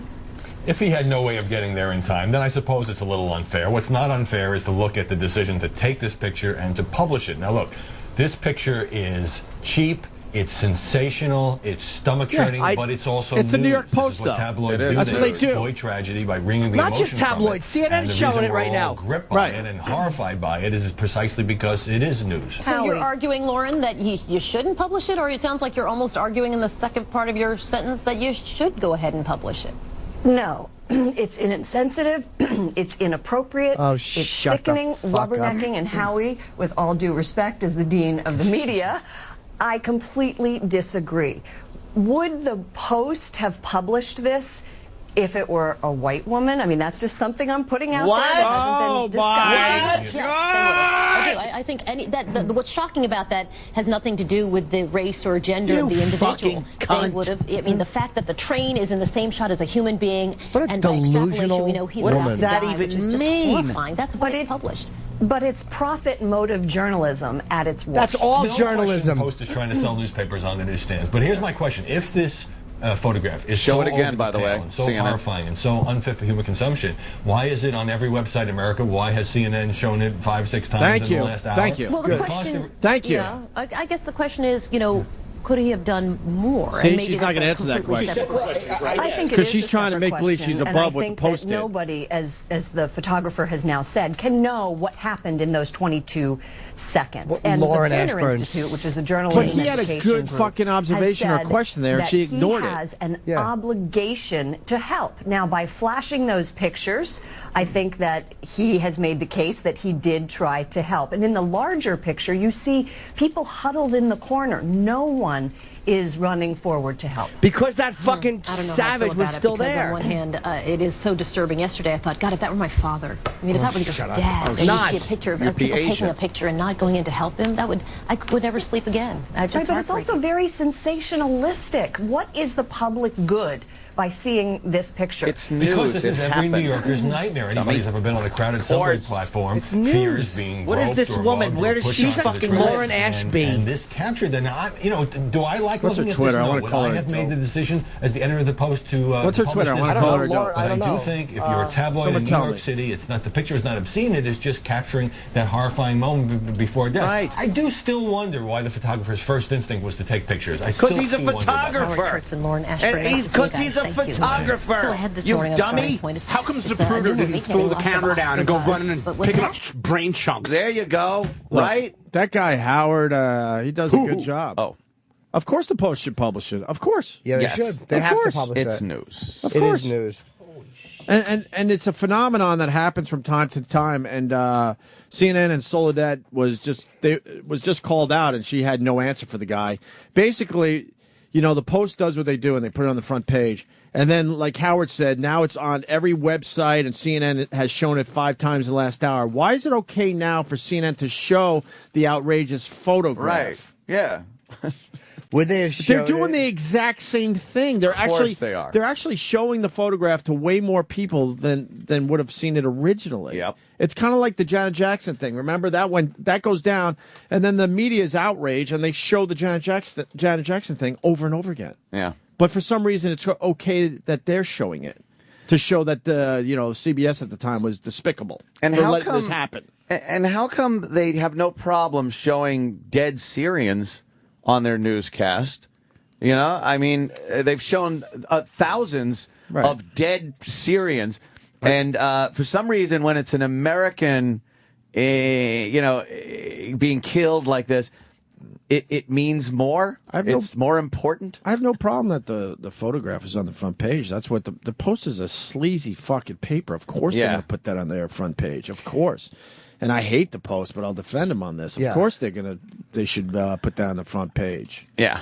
And then they're right. That guy did ask a good question, because now that CNN and Fox and MSN, all of them are showing this, right? But now they can show it under the guise of, is this appropriate? Right. It's like they just need an excuse to show Right. it. Of They're the course. same pigs in the same piggish business. But now it's a new story. It's the story about should he have taken the picture, and not the story of the guy actually being killed. And they get the chance so to they show could show it. the outrageous picture. And my only issue with the photographer is if he could have gotten there, and I'm saying if this guy wasn't there. He had no intention of even trying to But help he the may guy. not have been able to. But there is a certain cultural statement about, even though it's his job to be a photographer, if you see a guy on the tracks and your first instinct is to take his picture and not help him, that's like saying that my first instinct is to tell the guy a quick joke before the train hits him.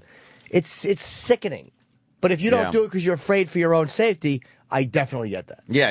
Yeah, I'm not criticizing him. No, for that. like calling someone out for not being a hero. Yeah. That's why they call it a hero. It's something that not everyone's going to do. So yeah, I mean, especially if you have to get near the animal, by the way. Yeah, and that's what he is. Yeah, why would you get near that motherfucker? Yeah, I mean, it's easy to say, oh, he should have helped, but who knows what anyone would do in that situation, right? Yeah, like who the fuck? But I have more is of to a say. I have more of a problem with CNN. It's all bullshit. Yeah. What, they're taking the high road? They're not taking the high road. They showed the picture, too. Of course they did. They should have blacked out the picture. Go, you probably know the picture by now, but we're above this, so we really don't want to show it because it's being shown everywhere. Yeah, how about we that? feel like we shouldn't be showing the picture, but we feel like we should discuss this. Mm-hmm. No, they showed it. And then Howard calls her out on it, and she makes believe she didn't hear him. Yeah, she didn't answer that one, that's for sure. Fuck, I hate these people.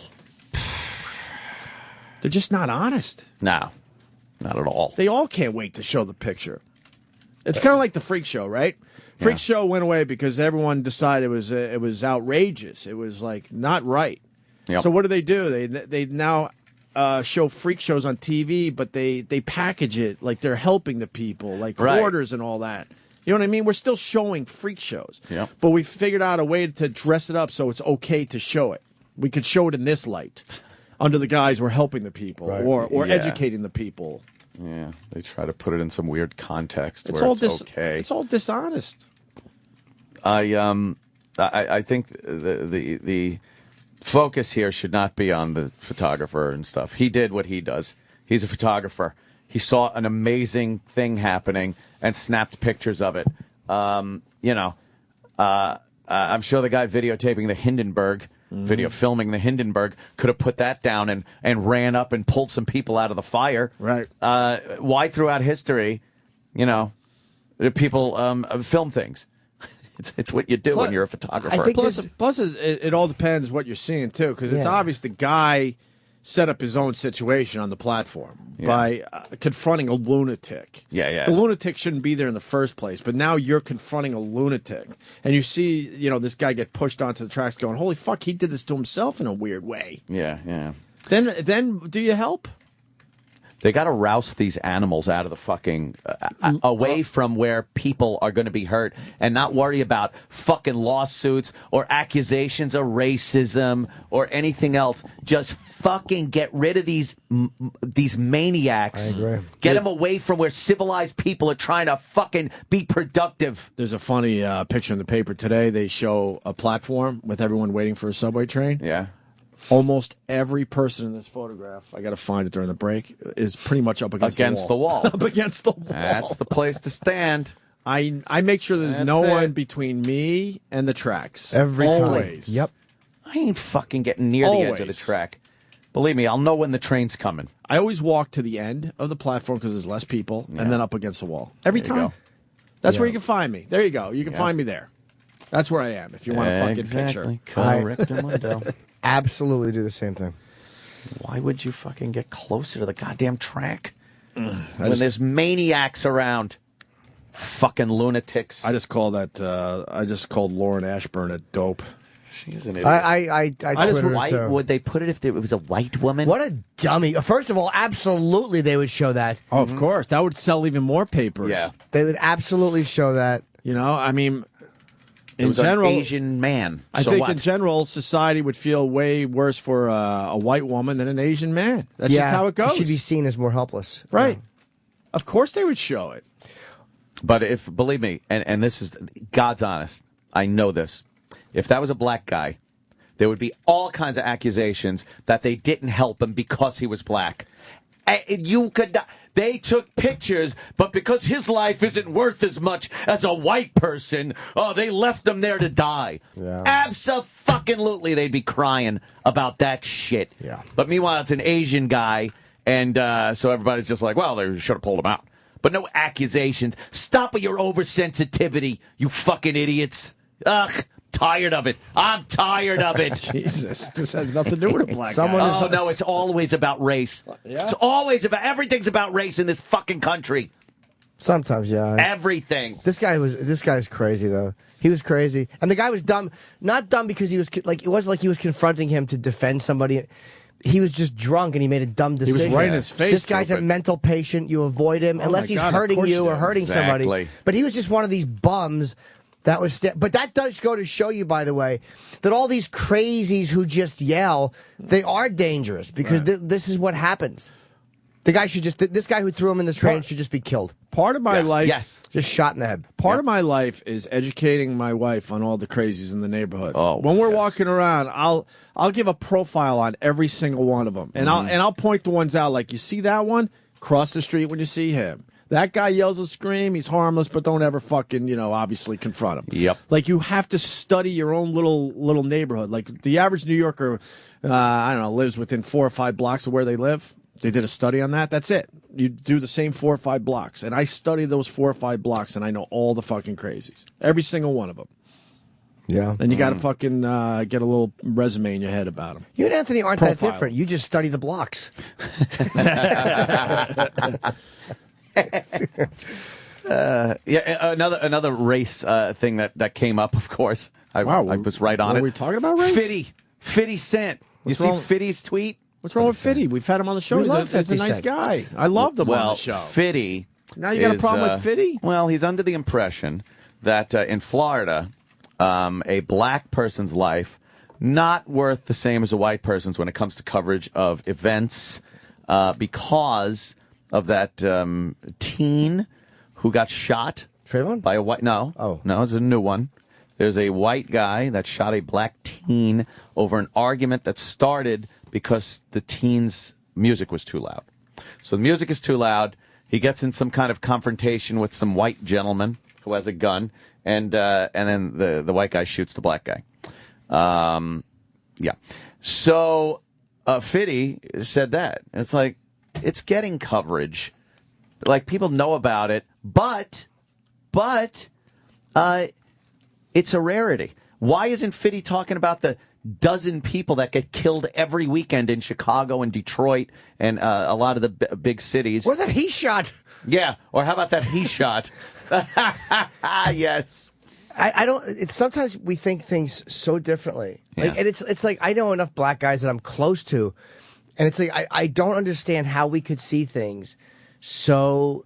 I mean, we hate to keep mentioning OJ, but that was the best example you'll see of honest reactions from people. Mm-hmm. And literally, down the middle on race, people saw it differently. Right. So it's not like all black people are nuts, or it's impossible that all white people. So what exactly is it that happens where we can see that? And 50 Cent's not being a cunt. He really sees that and goes, of course he does. But he goes, what the fuck is this? Why is this not like? How do black guys not see it? Mm-hmm. The way we do. I don't understand, and they probably look at us and go, will you stop your fucking crying? Like, I just don't get this. I don't get it. I'm so disgusted by the whole thing. Let me say hi to Adam. He's going to help you out. Adam in Jersey. Adam. Thank you. Hey, when did you turn into Bob Grant? I loved Bob Grant. I did too. Oh, listening to Bob Grant. Why don't you shut up, you Sfachim? What's wrong with you? Get off my phone. Savages. Well, of course, the washroom attendant, Mayor, will not do anything about this situation. I used to call Dinkins the washroom attendant. Bob Grant ruled. Where's my digitalis? I can't take this anymore. He really did used to yell much like I did or do. We had him on. We had him on, I don't know, about 10 years ago at this point. Yeah. All right, Adam, anything else? Nah, just some more Don West. That's all we need. Oh, well. We got Scott in New York City. He writes, check out photographer Kevin Carter, 1993 Pulitzer Prize winner photography. Oh. Photographer, it should say, I guess. Committed suicide within a year after his famous shot of the Sudanese famine child. Oh, boy. He was blamed for not helping. Yikes. What are you supposed to do there? Wow, that kid's skinny. So what? He gets the Pulitzer Prize for what photograph? That one, possibly? Whoa. Do we know which photograph? I've never seen I would assume it's that one. Oh, my God. Go to his Wikipedia. Terrible. Maybe he committed suicide because he couldn't handle what he saw down there. Yeah. That to me is a legit photo. I mean, it's like if you're watching, how is he supposed to help? Exactly. It's not like you could fucking feed the kid in 2 seconds. You could feed him for that day. And then there's like fucking, thousands more anyway. What are you going to do? What's the story of him? Oh, it's that one? The vulture and the kid? Oh, I've seen that one. Oh, my. Oh, wow. God, that's why he killed himself. There's that one's been How around. are you not affected as a human being by that? See, the photograph. That photo is very helpful. It's a vulture and then a kid completely just starving to death with no clothes on, with its head down in the ground. Wow. Sickening. It's a cute bird. I think his suicide had to do with other things. Yeah, I'm sure it did. Not a great picture. He was probably affected by this. Guy takes a hilarious photo, and all of a sudden he's a bad guy. There's a problem? How was he supposed to help this kid? He was actually concentrating more on the bird. Yes, he said it flew away. He didn't get to pet it. He wanted to pet it. He had a pocket full of birdseed. Pet a vulture. Yeah, he wanted to shook its head. That's great. Jesus. I don't know. New York subway death. Roland Spano writes, a drunk versus a crazy. Good recipe, huh? Yeah, no shit. Yeah, that guy should have kept his mouth Sounds like shut. this show every day. If a guy got himself in that situation, I think I would absolutely not help. I'm like, fuck, you did it to yourself. Now I got to risk my life to hopefully pull you up before the subway comes. The guy being there, it makes a big difference. If that crazy guy was gone, any two guys could run over and just try to yank the guy up by his arm. Yeah. I mean, that fucking train was. And you're going to be the guy on the platform going, "Who's with me?" And you look around, everyone's like, or if you just like, "Come on, come on!" If you and then you run and you realize you're the only one running toward the lunatic. It never works out. Somebody would come with you if you motion like that. But again, that mob mentality guy was gone, never works out when you need it to. If that guy was gone, that's a big factor. That big animal just standing there. Yeah. Like I wonder in that situation, would I fucking like take some kind of action to make sure that motherfucker stayed there? You know? Like, do you fucking, do you draw? Do you? Right. Yeah, I think to protect other people. As a citizen, as an armed citizen. But, you know what? Sometimes it just makes fucking problems. If my life isn't being threatened at that moment, or somebody else's life being threatened at that moment, why bother? Yeah. You're just going to get in trouble. So fuck it. No, I'd probably just stand back and watch like everyone else did. Fuck it. Yeah, I think you're right. Too much to risk. It's crazy what the whole fucking what society's turned into because of things like that, litigation, fucking trouble. I mean, there's a guy that was working at fucking an auto parts store, I guess, one of these chain auto parts stores, and guy came in to rob the place, had a gun. The guy that worked there, the employee, also had a gun and chased him out of the store with it. And they fired the guy because they have a zero-tolerance policy or some shit. Wow. But it's like, the fucking guy came in with a gun to rob the place. Right. You're lucky that the employee had one and, was taking care of things. And then he gets fucked over. It's just not worth it. That really is silly.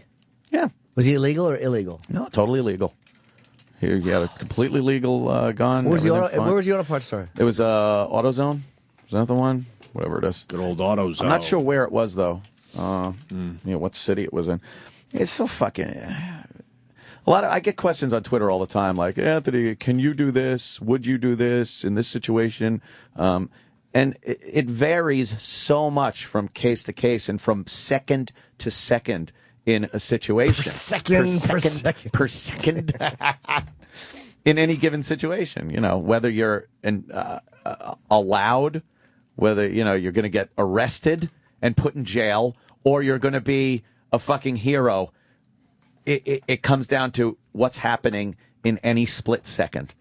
So, I mean, it's insane. So you best just back your ass up against the wall and do nothing like everyone else. Ugh. Yeah. Terrible, man. It is. Protect your own ass. Save your own ass, people. We got lots to do still, man. My advice. Breaking news: Joe Piscopo will be in studio tomorrow. Great. Holy shit. Yep. That's pretty fucking cool. Yep. Yeah. How you gonna ditch him like that? Yeah, right. What? How you gonna ditch him like that? When he's in the studio. Yeah, ditch him. Just listen to him. He's a lunatic. He's nuts. Not really aware of his surroundings. That'll be what's fun. Yeah. When we get back, Hoarders. Holy fuck. Hoarders had an amazing episode. Oh my god, I saw it. It was crazy. We got a couple clips from that. Holy shit. And Bob Costas is trying to explain himself because he's getting a lot of heat as well. Oh yeah, he's backpedaling. Oh, about the guns? Yeah. Is he backpedaling? Yeah. Good, because I haven't heard this yet. He's starting to say things like, well, maybe it wasn't the right forum, and, there was a lot of opportunity for the words to be misunderstood, and he's backpedaling. Well, he's another guy that's dishonest because he's calling football games, and football has major issues right now with head injuries and concussions and all that, and he ignores all that. Yeah. He ignores all that, which could have played into this situation, by the way. I don't know. Sure. I have no idea, but it certainly could have played into it. Doesn't anybody just say something anymore and allow people to get mad? And again, I don't mean something crazy or angry, but doesn't anybody just state their opinion? And when people get mad, you go, fuck them. I don't mind. Fuck him, I don't mind him saying his opinion. I don't mind that he should be allowed to state his opinion. It opens up a discussion. Of course he should be allowed. He addresses that in the clips that you have. He's not necessarily apologizing for what he said, but he's apologizing for not having enough time to talk about everything that you guys are talking about. Okay, my problem is, Bob Costas, if he wants to talk about head injuries in the NFL, he would have a forum somewhere. He chooses not to. Right. It's the dishonesty of the whole fucking thing. Where all of a sudden he gives a shit about gun control, but doesn't give a shit what's happening right in front of his face every week. Yeah, he mentions that, but he chose... The NFL has a major problem. Yeah, and Bob Costas knows that. One thing. Right, he knows that. Real quick, I was running in here because you mentioned the Hoarders episode. Yeah. I just heard from Roland that we can have Matt Paxton call in to talk about it today, if you guys are interested. So fucking nasty. That'd be good. He was right in there. Holy shit. We'll try to do the Hoarders clips next. Sirius XM. Yeah, this is the Opie and Anthony Show. Wow. Probably should have played it out, but I saw a black lady just walk by the studio. She was scared. Yeah? Yeah. I don't know if the homies like the AC/DC, do they? I think some. Some must appreciate AC/DC. Yeah. Have they sampled AC/DC yet? Well. They have. They use Back in Black for a lot of remixes and stuff. Oh, yeah? Yeah, that kind of has a little hip-hop beat to it, right? A little Rock bit. is the go-to guy when it comes to hip-hop knowledge. So Hoarders was ugly.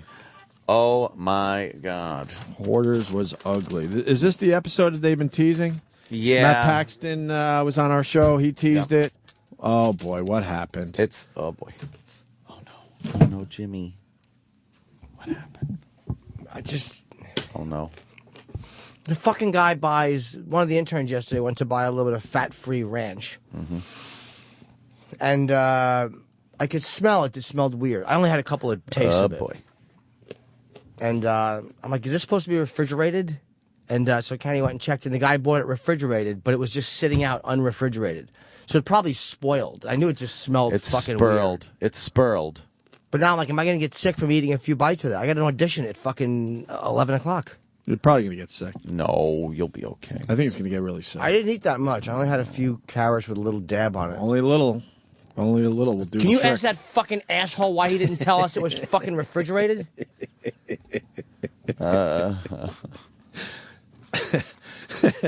Holy shit. Let's bring him in here. Some people get sick. Yes. Why wasn't it refrigerated? Oh, my God. I'm scared. I am, too. I'm a little scared. I am, too. Little. You're scared. I'm not scared. I've been scared at Jimmy. This is no reason to be scared. Well, I asked Kenny. I've been scared at Jimmy. Yeah. I asked Kenny. I asked Kenny. I'm like, was it refrigerated? He goes, no, it was on the shelf. And I'm like, well, could you ask? I'm glad I made him ask. But you could tell it was bad? It just didn't smell right. Didn't smell right? It didn't smell deadly. It just smelled weird and not like ranch. And I had like maybe 3 little dips in it. The kid's walking down the hall really dejected. Well, I would just like to know why, when you buy a refrigerated item, how does that happen? All of a sudden it's left overnight unrefrigerated. Oh, boy, here he comes. What's the verdict on this kid? I'm just curious. He's quiet. Yeah. Oh, boy. Oh, boy. He doesn't look Can I ask why you didn't let us know that was supposed to be refrigerated? I honestly don't remember if it was refrigerated or not.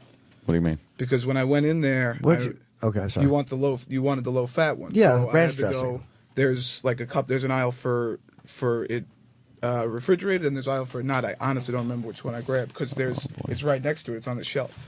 Well, was it cold when you grabbed it? I don't remember. It was. Does the bottle say refrigerate after opening? I didn't look at the bottle. Oh, Kenny threw it out. You know what? That's a good question. It's in They there, would probably right? have to say that on the bottle so they could. Did he take the garbage? So they could protect their It might ass. have been. It might have been refrigerated. I didn't know that because I put it in the bin when we were done. Because some things What need bin? refrigeration after. The bin over open. here. I put it in. Yeah, no, fair enough. And it was not opened yesterday. Right. I don't know where it went. Is it in there? Yeah, but I'm not digging around. Yeah. For it. Well, yeah. I would love to know, for the love of Jesus Christ. I would love. Yeah, I want to know if I'm going to get sick. Right. Probably going to get sick. I might not. No. You might get the shits. Or it disappeared. It's amazing. It disappeared. It's like a magical trick. You might have explosive diarrhea. It's a magical Yeah, it trick. smells terrible. Oh, it smells terrible. It's because it's garbage. That's why I. Go grab you another one. That's why I smell everything. Got to smell this shit. Got to smell all of it. In there? Yeah, it's all in. Of course, it's at the bottom. It's Yeah. very heavy. Garbage. Looks like a picker. bunch of cum or something. All right, you got it. Let's see.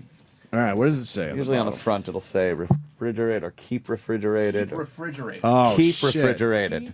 Smell it, Danny. No, I'll smell it. I don't It give a doesn't fuck. smell that bad. Honestly, Let me smell it. it's not terrible, It's but not terrible. I just don't like this shit anyway. Yeah. yeah, let Opie smell it. It's not. I'm not a fan of the ranch dressing. Ugh, I fucking hate ranch. Oh god. All right, let me smell it. I don't like. I know what ranch either. ranch dressing is supposed to smell like. I know that much. It's not. It just doesn't smell like great ranch dressing. It's yeah, you're in trouble. That's slightly spoiled. I don't know what. Oh, yeah. Don't drink the milk. It's spoiled. You get it's slightly spoiled. Now, Spanky. Eric will eat it. Eric, he'll eat anything. He bought Wait, it. Eric knows ranch dressing. That's one of his Of favorites. course he does. But he E-Rock, bought get it. in here real fast. He bought it and then he throws it in the bin after. It's just been laying around in the bin. Oh my god. Well, you know, with mayo, like if it's not open and you can leave it in the. I cabinet, know that, but you don't buy mayo cold. You don't pick that up off the shelf cold. E-Rock, we need your expertise. I know, but if it's you love ranch dressing. Calorie free, yeah, I know. Oh, no, he doesn't want it. I know. Oh yeah. What is that? Smells slightly spoiled, right? Have a taste. Take a swig. Take a shot, buddy. Paint thinner. No, and honestly, I Take a wouldn't do swig. that. Shot. That's food poisoning waiting to happen. Do a shot. I wonder if there's anything Jimmy could take to avoid the food poisoning. I had so little of it, honestly, dude. I'm not worried about getting sick. It's more. I'm glad I caught it. I smelled it. Yeah, you can I'm tell like, it's turning. It's absolutely turning. Oh, that's it's wafting in the room now. It's just. Oh, it's terrible. It's such an avoidable thing. People are just fucking careless, man. Very careless. You're careless, sir. All right, so Hoarders. The new worst Hoarders ever. This woman. There's always one that beats it. There were two women on this episode of Hoarders. They featured two fucking pieces of shit. And one was so fucking hateable. She was such a me. Of course. And she should have been killed the way she was treating her cats. I love them all. Meanwhile, they're I think out of 40-something cats, 18 were able to be kind of saved, and the rest had to be euthanized on the spot. Look at these poor little kittens. Their eyeballs are all crusty and popping out of their heads. There's shit everywhere in her house. And then she kept the dead cats in her refrigerator and freezer. And she constantly is just crying. Is that a dead cat they're pulling out of the refrigerator? Dead cats in the refrigerator. She saved them. And then this fucking lunatic. And did they coddle her? Of course. Holy fuck. Just burn This her. show is all about coddling. Burn the house with her in it. What use does she have to anybody? It was, how many cats? Dogs love her. Actually, we have Matt on the phone. And because I got to ask him how All right, he Matt. puts up with this. What's up, guys? Matt Still waiting for Paxton. my big invite, by the way, Matt Paxton. I know. I still owe you a house. I'm more than willing to go into one of these houses with you. Let me stress, it's not a fake invite like a lot of the guys you discussed. I swear to God. No, I know. I'll bring you out on one soon. I know eventually we'll connect. I can't wait. But anyway, this is the episode that Dr. Z? Yeah. Dr. Z was talking about. No, not Dr. Z. Dr. Dr. Zazio. Robin. Zazio. Yeah. Jesus. Yeah. Dr. Zazio, of course. She said this was a brutal one. It was definitely the worst thing I've ever seen ever. She was horrified and so taken aback by when that fridge opened. It was a nightmare. Yeah, I mean, it was 100 Ziploc bags, each one individually sealed with a dead cat. And what the fuck is with people? I was impressed with the Post-it note that actually had the date and time of when it passed. Oh, is that what she was doing to you? Right. The what really got me though, Matt, was at the bottom of the fridge. Yeah, that's what did it for me. That pushed me over the edge. It was a puddle of black liquid on the bottom of this refrigerator. And Matt, if you let everybody know what that was. It was liquid cat juice. Liquid cat juice. This is now when something dies and decomposes, I guess in that atmosphere, in that environment, you get some kind of liquid. Yeah, it's kind of like thinking when your lettuce goes bad in your fridge and you get a little bit of just nasty juice at the bottom of your fridge. Same thing. The only problem was this was actually dead cat that liquefied. So the door sealed. How many living cats did she have in this house? Well, probably about 50 when we got there. Yeah. I thought the first 10 minutes I was in there, I was like, okay, these are all going to have to be put down. And the fact that we were able to save 18 was actually amazing. We were all shocked. We thought all were going to have to be put down. And now, obviously, a lot of the viewers were very upset with the condition of these cats and stuff. Did this woman? Have you heard anything about death threats or anything? I mean, she's hateable for how she treated these cats. Yeah, we were all getting them, man. I mean, it's interesting. People care more about animals than they do about people. Oh, hell yeah. I've said that many times. It blows my mind. It blows my mind. This lady's super sick. I mean, she's very hateable, and what happens to the cats is awful. But she needed to be put in an institution. She's that sick. I mean, yes. It's really, really bad. And she can no longer have animals ever again. Right. You would think obvious. Oh, God, really? And then she's in some pretty serious aftercare therapy now. I would assume because, like sometimes it's presented on the show like, all right, we cleaned up a room in her house, got rid of the animals, and now she's living in there. They're so mentally unstable that no way that would last. Like she's just going to do it again without some kind of aftercare. And how many dead cats do they pull out of this joint? Do you know about, Matt? I stopped counting after 200. Come on. Oh, my God. Over 200 dead cats. There were 2 days of cleaning that they didn't even show because it was too gross. Shit. I mean, there was a situation that was worse than the fridge. Really? All right, hold on. What was it? It was a cooler out on the porch. Oh, that I opened up, the same situation, and it was about a foot high of just liquid cat juice, and I had to it was like bobbing for apples, for dead cats. In the closet too, with the Ziploc bags, and it looked like you had taken a Bavarian cream jelly donut and smashed it in a plastic bag. Amazing. Yeah, the E-Rock Hoarders special. I don't think that's going to be a viral video for YouTube. The cooler full of kitten dead juice. Oh, it's dead kitten juice. It was beyond. I get off on this stuff. I love really nasty stuff, but it was more than I could take. I actually got all that liquid cat juice on my Tyvek suit, like my bio suit, and I've never had it go through the suit before. The acid actually ate through the Tyvek suit into my clothes, so I actually left that job. I threw all my clothes in the dumpster and had to drive home in my underwear. Fucking Matt I rules. can't imagine the smell that was coming off of that liquid. I had a full face mask on, and I had myrrh under my nose, like fragrances and myrrh. So I had like essential oils under my nose to get rid of. What, did you have a job in a manger right after you had to get to? I like frankincense. A couple kings up. It was nasty, man. I mean, it was the most pungent. Like, it's a real, when you get that bad of decay, it smells like those orange chocolate candies. Like it smells like dead animals and then orange citrus at the end. Holy really nasty. Amazing. So odd. We got a couple clips, short clips, so stay on the line there, Matt. Oh, God. Right. Here's the first one from last night's Hoarders. My mother had a kitten, and there was so much ammonia in the air that its eyeballs popped out. Oh. I've seen plenty of dead cats in there. This is the refrigerator. When my first cat got killed, I put him in here because I wanted to get him cremated. Oh, she's a dear. What a wonderful, wonderful woman.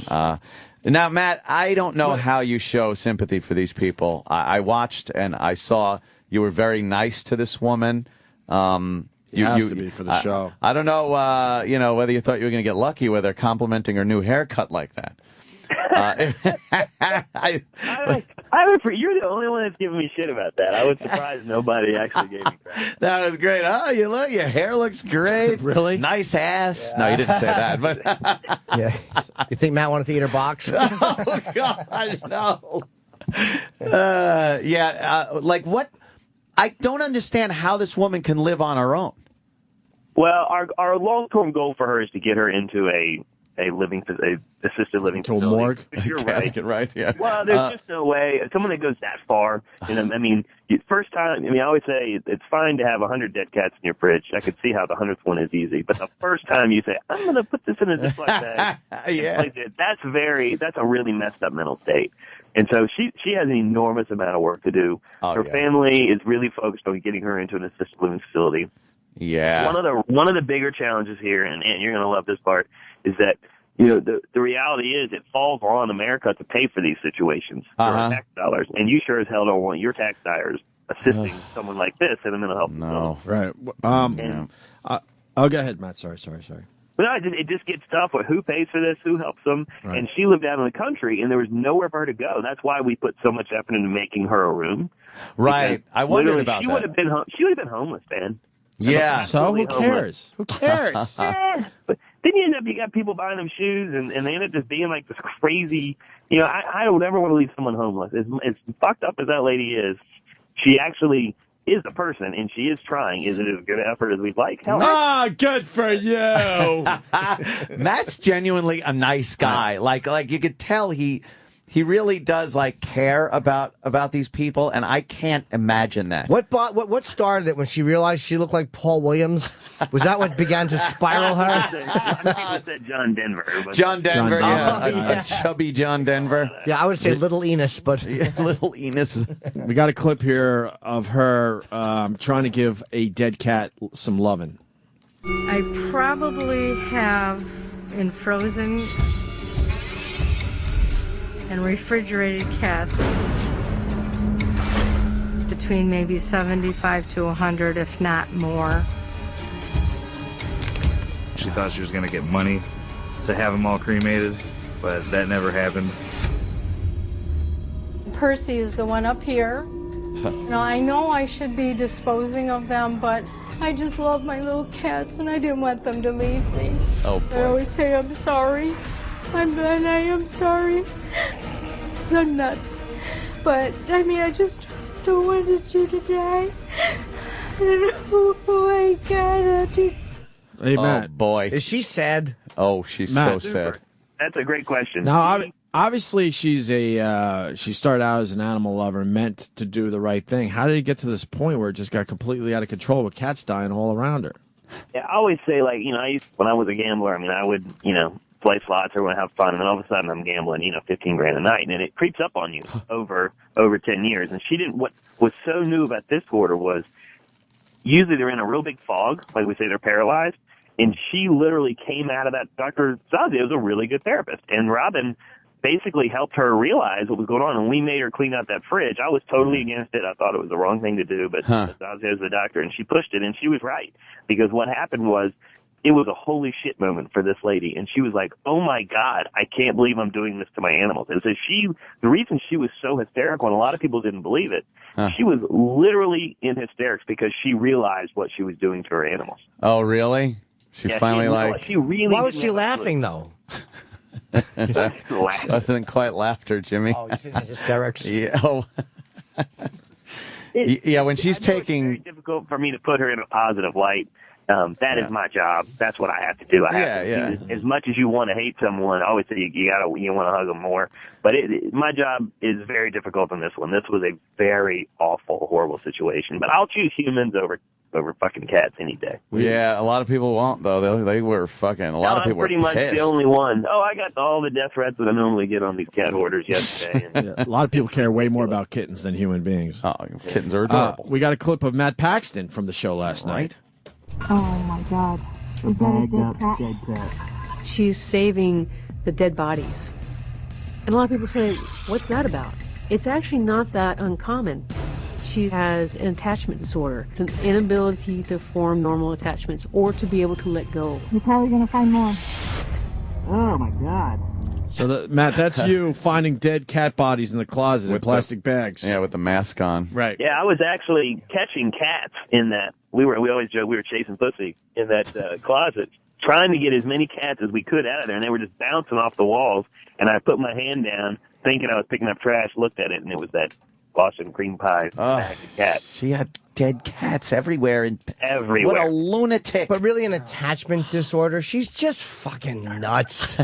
Jesus Christ. She's if it's not the detachment disorder, like what combination of things do they finally declare you fucking nuts? And then you call them out on it, and they'll go, I have a detachment disorder. Right, exactly. So they don't take any responsibility whatsoever for the situation they're in.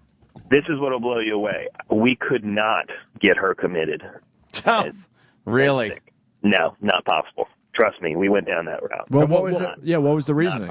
Why not? It's almost impossible to get somebody deemed mentally incapable. You really are kind of taking away their freedom. So if they are a bit, eccentric, they still do have the right to exist. But she's causing injury to animals. She's not just being crazy in her own house. She's causing injury to other living things. And she gave up the rights to all the animals. Yeah. Okay. Yeah. And legally, there's so many legal hoops. Trust me, I've never looked at that option so much in my life. I mean, doctors, literally, we did not calmly discuss that. I mean, Robin and I had it out for about 4 hours trying to find the best. Oh, that's in poor taste. For you to have it out. Jesus, Jimmy.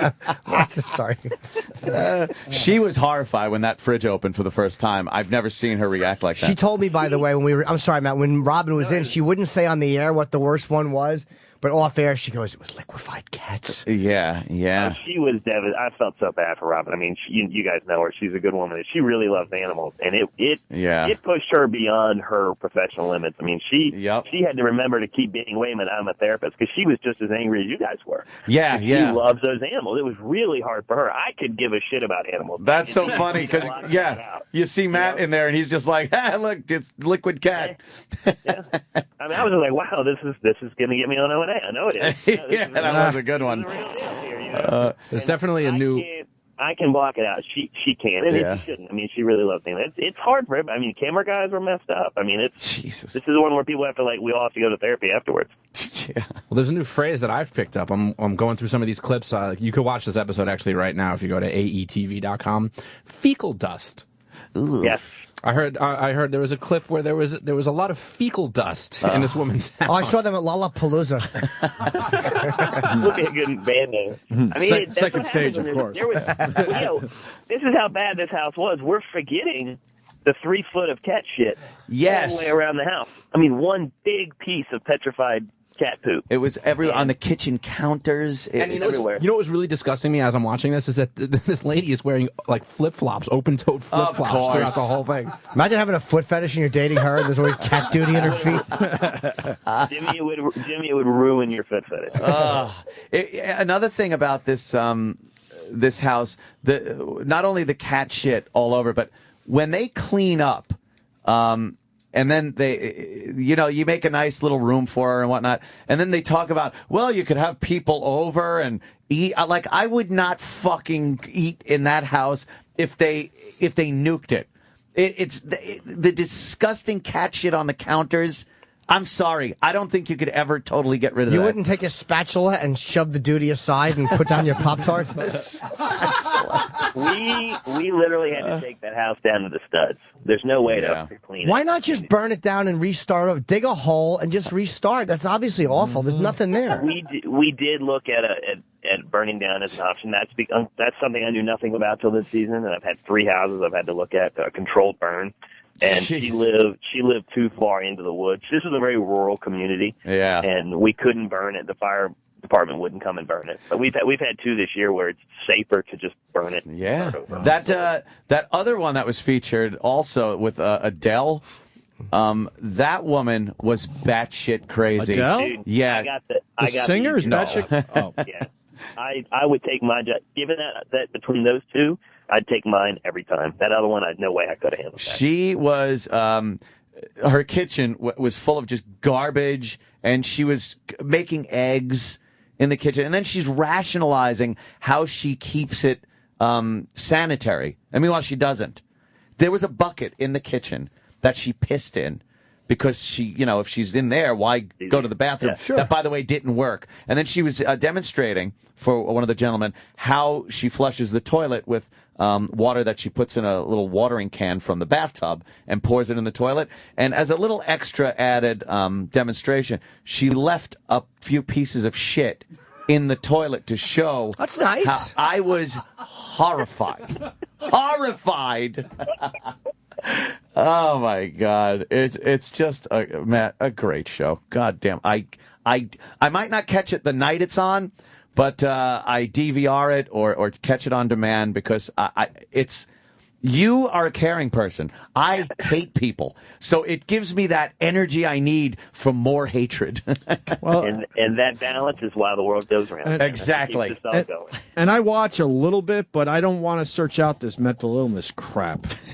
Yeah, right. It's because it'll drive me nuts. I know it's around, and I know it affects people's lives, and that's one reason why I can't watch this show from beginning to end. But I'll check out a couple clips here and there. It sounds like we're getting more intense and more intense each season. Oh my God, it's crazy. Is Hoarders over? You guys got another season, hopefully. We got 5 more episodes that have to air this year, and then fingers crossed. We haven't been renewed. We don't know if we got one or not. So hopefully we will. That guy that was wearing the sunglasses and hat because he didn't want to be identified. Oh, the guy that I write my own rules. I do my own thing. Yeah, he was great. God. He shows up. That drove me crazy. That's the guy I couldn't handle. I would have destroyed that guy. They're all cleaning up, like the family chips in and helps. What's that? And helps. And he's just standing there drinking beer, looking around like, fuck her. Fuck this. He looked like he had stepped right out of Magnum PI, and he's just like, I play my own way, man. I do my own thing. You just drink beer. I had to punch that guy in the face so fast. Yeah, he's like, don't blame me. Hey, it's not my fault. She's like this. I'm cleaning up your mom's shit, and you're drinking a beer, trying to look cool. Man, Yeah, but don't forget, Matt, he's had enough of her. I'm going to guess he's had enough of her and her dumb fucking cats and her dumb flip-flops. We're watching the shovelfuls. Just shoveling giant shovelfuls of cat shit into bags. That piece of cat, I was able to pick it up. It was about 6 foot wide, 3 feet long, about 8 inches thick, and it went as one big glorious. I had one like that once. It was shaped like a W. It was so awesome, man. That's like when I'm like, yes, it's so great. It's like popping the biggest zit in the world. Like, and that mattress they took out of there was... Was she sleeping on it? Yes. I actually slept on that mattress. That's where I stayed the first night. Why? It was the best place in the house, man. Wait, did you sleep without... Did you have a hazmat suit on when you slept? A full hazmat suit. I probably lost 6 pounds because I sweated so much in the Tyvek bathing. Where'd you go to the bathroom? I didn't. I actually couldn't pee or poop the whole time I was there. My whole body just sucked itself in. I mean, I peed one time outside. Ugh. You don't, your function, when you get in an environment like that, like your body just shuts down. Oh, I didn't eat. I literally lost about 8 pounds that week. And then I went to the bar the last night. Yeah, no shit. And I actually ended up, I actually got so drunk. It was during the Olympics and we were watching the races. And so it was like 1 o'clock in the middle of nowhere, Iowa. And I bet some local guy I could beat him running a race around the parking lot. And, cause I ran track in college and I ended up falling and busting up my face and my legs and everything. You face planted? Oh, just bit it. I'm not a runner anymore. I'm fat and older. I just bit it into the pavement. And that's how you deal with like all that much trauma, man. You just go out, you have to go out and have a few beers, man. God damn, this woman was picking up roadkill also, apparently. Like, just yeah, whatever that's was when dead. I knew it had gone too far. When I Yeah. started picking up, like, cats that had, like, rocks and twigs in it and stuff, and then birds, and it was like, all right, this is a whole nother level. Yeah. She's a nice lady. No, she's not, Chip. She is a nice lady. believe I it. didn't. One summer in Geneseo, I lived in a house with a bunch of people, and I'll make this story really quick. We started smelling this horrendous smell, and we knew something was absolutely wrong somewhere in the house. Long story short, we found a dead cat near the boiler in the basement, and this girl that we lived with at the time that we didn't know much about was batshit crazy, and it came out that she found the fucking cat on the side of the road and brought it back to the house we were living in to try to take care of it, and kind of placed it, perfectly right next to the boiler. It was dead when she brought it in? Oh, fuck yeah. And she wanted to take care of the dead And I don't know cat. how long we were living with the dead cat next to the boiler, but before it started smelling, I would assume a couple days easy. Yeah. But she placed it in such a way that I guess maybe she was assuming that the dead cat would be nice and warm near the boiler. We were so fucking creeped out by this broad. So creeped out. When believe it or not, every house, there's one in every neighborhood, man. Yeah. But she thought it was completely acceptable to take the dead cat and put it in the basement of our house that we were living in at the time. Yeah. Yeah, it makes total sense to There's them. way more to this story, but not today. Where she was dancing in the rain with a fucking stick in a paper cup with dirt. Was she Gene Kelly? Thinking that she was like saving the twig. I mean, just mental shit. That's crazy. She scared the fuck out of all of us. And then they took her away. I remember this. They took her away, and then she comes back at the end of the summer because she wanted to say hi to all of us and show us that she's okay now. And we were like, good seeing you, but get the fuck out of here. Lunatic. Complete lunatic. I wonder if someone like that, because she was probably 19, 20 at the time, I wonder if she grew up to be one of these hoarders. Be a hoarder. Probably so, man. I mean, good Lord, they all start as a really cool, awesome 18-year-old girl. Yeah. And they end up like this. Yeah, I do like the some of the hoarder girls, like the daughters of the hoarders, because they'd be so easy to land. Yeah. All you got to do is take them to a clean room, and they're like, "Oh, this is fantastic." Yeah, just all you got to do is offer them a toilet without already a cone of shit sticking out of it. Yeah, exactly. Just easy pickings. Well, Matt, this isn't the season finale, so you got 5 Oh, left. no, shit, we got 5 more. You'll forget about this show by then. Oh, really? Wow. Oh, yeah. Oh, see? Great. One of my old pals. Hold on, one of my old pals from Rochester. I remember that crazy bitch. And then he writes, "Great pull." Oh. Yeah, this fucking girl, man. We'll have to talk about her in length another day. But lunatic, bringing the dead cat to my fucking summer house there in Geneseo. Well, All right, Matt, we'll look forward to the next episode, Hoarders. It's on A&E. Yeah. Monday nights at 9. Monday nights at 9. Each episode just gets more mind-boggling than the last. So, all right, Matt. Thanks for checking in. Hey, guys, thanks always, man. I'll talk to you soon. Cool. You should get that Thanks, Twitter Matt. plug out. What's wrong with you? All right. Yes. The what plug? Twitter. Oh, yes, at Clutter Cleaner. And if I can really put a plug, I got my Golden Poop Holiday Christmas ornament. We're almost sold out. Ooh. Check them out on cluttercleaner.com. Do it up. Yeah. You guys have some coming to you. I got them. Nice. Can't wait. Get them on my tree. There you go. Always. All right, thanks, guys. Have Thanks, a good Matt. day. All right. Later, man. All right. Matt's hilarious. He's great. He likes to party, I think. Yeah. Good partying guy. What tipped you off when he broke his face open running in a bar parking lot? Yeah, because I think. The signs are all there.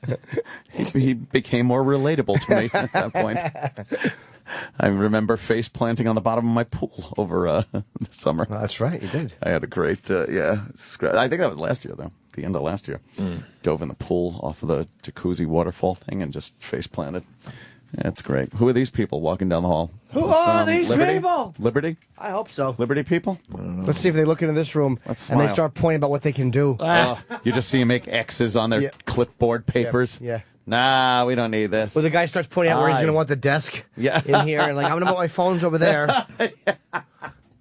Yeah. What do you think? Liberty? Kind of looked like How's it. that shit going down? Kind of looked like it. It's going down soon. It's not going to be good. No company comes in and is good No company comes in and spends more. What do you mean? Sirius came in and that was good. Oh, right. That's a good point. Yeah, I actually didn't That think worked of that. out great for XM. The merger. We're the last XM employees, I believe. I'm into murders and executions. Oh, mergers and acquisitions? Yeah. Man, the XM people never had a shot, especially behind the scenes. No. They kind of had to take some people from both sides, and then they made those people fucking quit, or they got fired. They never had a shot. Some really, really good people, talented people. Ridiculous. But that's what happens when one company takes over another. How's Elo doing with Oprah? Oprah's fucking tail in a tailspin, in a fat tailspin. I don't think she's in a tailspin. I think she's in a tailspin. She's reinventing herself. As what? Just as an all-encompassing media mogul. She seems to be trying to reinvent herself as what she was. Like a talk showy host kind of a thing. She didn't really want to do that show on a regular basis anymore. She wanted to expand, so she's got her own channel. So it's taken time to grow. I don't think it's growing. Yeah. I think it's a failure. I think it's a failure, and I think Elo has a lot to do with that failure. Wow. I don't know. I'm just speculating. Just speculating because he left us. No, I think that the failure... He did leave us. Abandonment issues we have. I think it's more because she tried too hard to be a woman's channel, and that's not enough of a demo. It's like it seems to me that everything she had was geared towards the same fucking person. Yeah, they got to go for more demos, obviously. Give me a show on the Elper Network. I'll just sit there with my carrots and talk about life. My bag of carrots. Jim and his carrots, we could call it. That'd be a great show. Sure it would. Yeah, you make a good Jim point. and his carrots. Maybe if you shove them up your ass as you're doing the show. That's the big reveal at the end. I have a giant one in my hiney the whole time. It's like the Sixth Sense, except there's a carrot in my ass. It's been there the whole time. But your point is made. You can't be too niche. Yeah. No. Oh, niche. What happened? Nothing. Another racist word? Of course it is. That's close to niche. Of course it is. Which one am I missing? You know what amazes me, too, about the N-word? The ease with which you say it, sing it, think it, and breathe it. Yes. No, it like when you see somebody like that subway push fucking platform guy, like, you don't think people are using that word to describe him? When they pick up the paper and go, that fucking... Yeah, of course they're using that word. People that say, oh, no, I never even think the word. You're a lying sack of shit. Oh. When somebody does something horrible, and especially when it's done to you or your family or something like that, and you want to pick out the worst possible thing you could do to them or say to them, right? And for a black person, that's it. Take that. So when you're wronged by a black person, you automatically think that word. Don't be dishonest to me. Take that up with Sean Hannity. We asked him that exact question. Of course. And he said he's never used the word and he's never thought of the word. Bullshit. Bullshit. We could pull the tape. There's no one that doesn't open up the newspaper, see a fucking guy that pushed a man in front of a train, and if that guy's black, you're gonna fucking use that word. Why would you back off one notch? Why wouldn't you go to 10? With an insult or a fucking jab or something terrible that you know that's the worst thing you could say. And if the person is completely despicable, you're not going to go to 10? Bullshit. I don't think you're wrong. I don't think you're wrong, but in this case, I swear to you, I was just thinking lunatic the whole time. Complete and utter lunatic. I combined the words. Did you combine? Luniger. I understand people. I understand people go to that level, but I was just thinking the whole time, what a fucking lunatic. Well, I thought that too. I really, that's all I thought. I thought that too, but the word I was using around the house. But you're not wrong. Wasn't quite lunatic. Yeah. Yep. Bob Costas. And I've been educated by, who's this fucking guy? Frank October. You know, we try to keep it fair on the show. I said Bob Costas doesn't tackle the tough issue of head injuries in the NFL. Yeah. And Frank October on Twitter points out that there's a documentary on Showtime right now where Bob Costas is absolutely tackling that issue. So really? I was completely wrong. He says holy mackerel. He does a whole thing on head injuries in sports. Is he for I was them? wrong with that. See, that would be bad. I'm for head injuries. Yeah. He hates the helmets. He thinks they're wrecking the game. He gets all turned on because they look like cockheads. I'm implying he's a homo. Yeah. So Bob Costas has more to say. He's backtracking a little bit. A little bit. All right, we'll get into that noticed. next. All right. Sirius XM. The Opie and Anthony Show.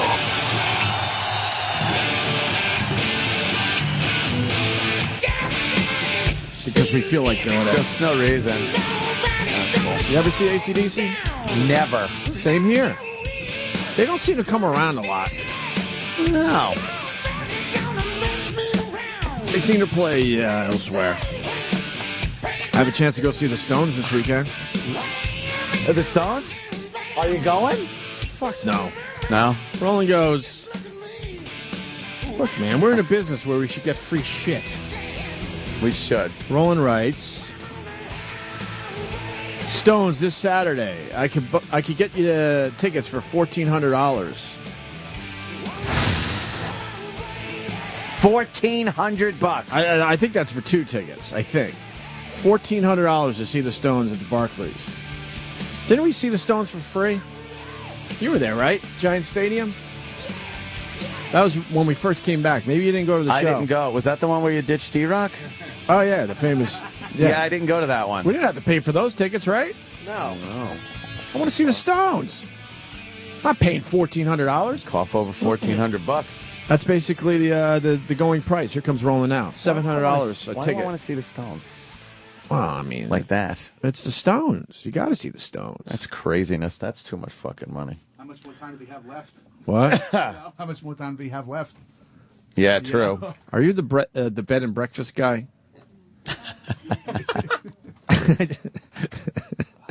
The gig. Oh, Fuck, yes, Jesus, yes. help me Oh, out here, sorry. Henry. 3 hours of We sleep always will make do fun that. of you and your bed and breakfast Oh, yeah, gig the you bed- do once oh, a year. yes, the one in Michigan, right? Maybe that was a little too obscure. I'm the sorry. Holly Hotel, yeah. Yeah, the Holly Hotel. Yes. Yeah, boy. It makes- Joseph Currie. Yes. Joe Foot. does. Joe actually does gigs as Santa Claus. Yes. He What? does Yeah, around sure. Christmas time. He does Santa gigs. Yes.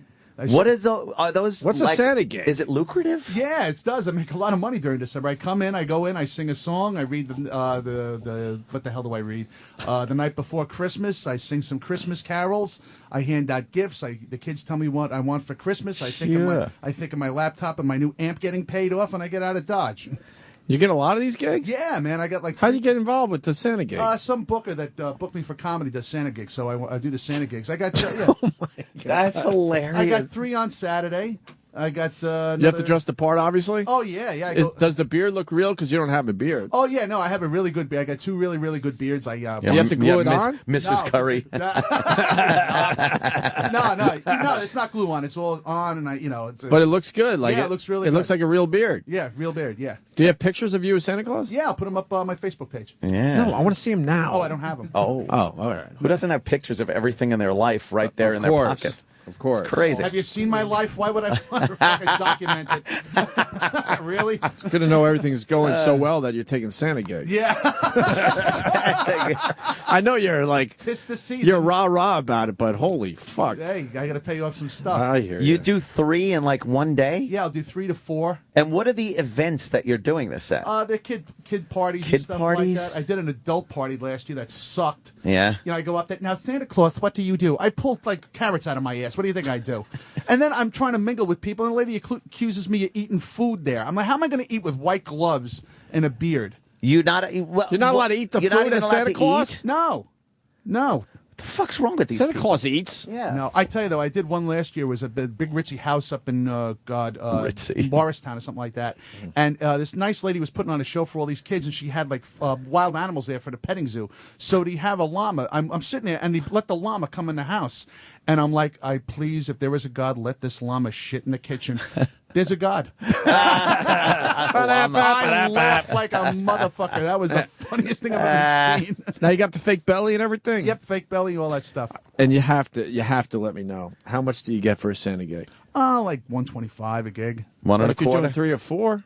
3 guys, yeah, like $150 and stuff All like cash that. under the table. Yeah. Oh, there you go. that huh? adds Do you ever up get a after while. rod? Yes, as a matter of fact. Oh, shit. Those little feet? No. No, Stepping Uncle, all over your fucking thighs? no, Uncle Paul, not in that respect. There's a lot of hot chicks. They go, I want to sit on Santa's lap. And it's like, man, these Oh, hot really? chicks, yeah. And at the office parties, they're drunk as a shithouse rat. It nice. rules. It Yeah. rules. Office parties, right? I forgot about What that. do you fucking like grab their hips and hi? Yes. What's your Santa voice? Oh, ho, ho, ho, Merry Christmas. Come on and sit on Santa's lap. Santa smokes a lot, it sounds like. Well, the good part, sometimes I do Christmas in July, so I go there, right? And it's that's wacky. Oh, well, it's kind of good because when the women are like bending down to take a picture of their kid, you look up their skirt and you see the hoof. It's great. That's nice. It's really good. Santa's a perv. Yes. You gotta go ho, ho, ho. Get over here. Sure, you give them gifts. Oh, God damn. Well, that's wonderful. That's I feel so bad for you. I don't have my checkbook today, or I would be writing a check. Fuck. Help out Foot. Book him. He's a funny guy. Yeah. Well, Where are you gigging? I'll be at Uncle Vinny's tonight and tomorrow down in Point Pleasant. My place still there? Yeah, no, he's It survived, huh? Yeah, he did. He just lost power, but he made out. He made out. But Dino's a really good guy. We were wondering about Uncle Vinny's down there. No, he's doing 5-1877 Uncle Vin 9:00 show tonight and tomorrow. Nice. Cool, Foot. We'll hang around. Sure. Yeah. The Bob Costas guy. Bob Costas. Yeah, I detected a bit of backpedaling. I think he took a lot of heat for his anti-gun statement he made during last week. When was it? Last Monday or Sunday? 2 days ago. Oh, Sunday's Just a couple game. days ago, yeah. Happy Saturday, I think. Yeah, halftime. He decided to spout off about that idiot. What the fuck's his name?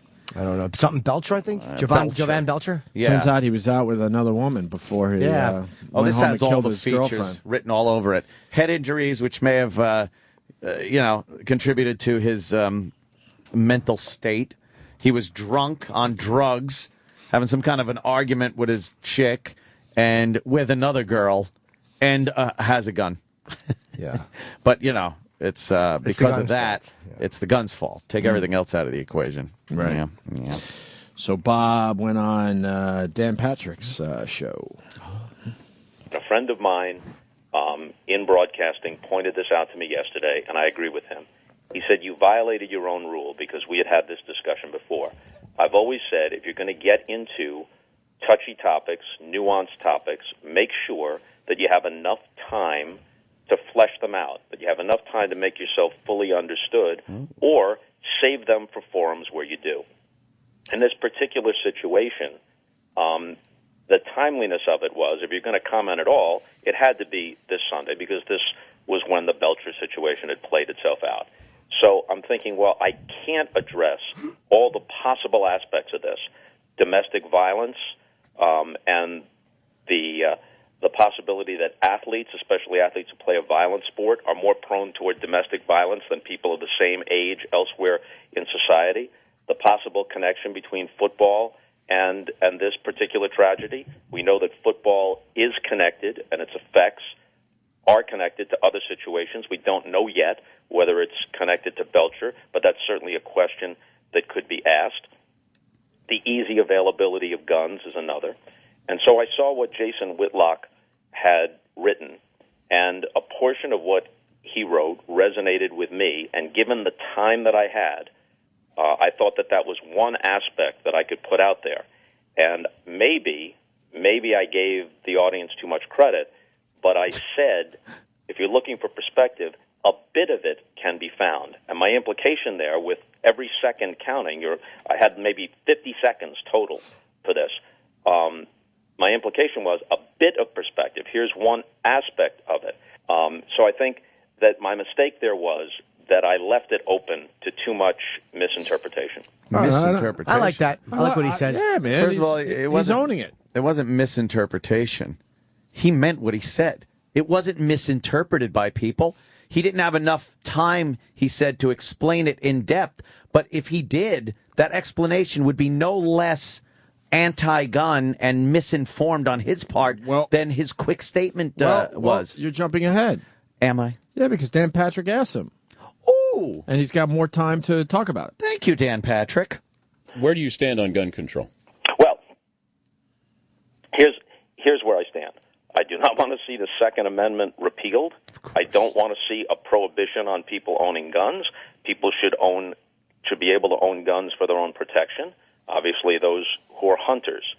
But there's a proliferation of guns in this country, The access to guns is too easy in some cases. I don't see any reason why a citizen should be able to arm himself, as they can in some states, in some cases, arm himself in ways that only the police or the military should be able to. To have a virtual militia purchased by mail order or purchased at gun shows, why do you need a semi-automatic weapon? What possible use is there for a citizen to have a semi-automatic weapon? But here's the point that I think was lost. And maybe some of this is my fault because I didn't have enough time to explain it and maybe shouldn't have gone there for that reason. Whitlock wrote about a gun culture, and that's what I was focusing on. And I spoke with Jason yesterday. I actually tried to speak with him, tried to contact him 3 different times prior to halftime on Sunday and couldn't reach him. And what I was going to ask was, would he mind if, in addition to quoting him directly, I put in some qualifiers of my own? But being unable to reach him, I didn't feel I had that liberty, and so I simply quoted him directly or paraphrased him as accurately as possible. You know what? He is explaining himself. It's like he's going through a long explanation. Trying. He's going for it. Why own a semi-automatic rifle? Why own a sports car when a regular economical car will get you from point A to point B just as easily and even more so economically? Why? You know why? Because it's fucking fun. It's my right to own the fucking thing, and I want it.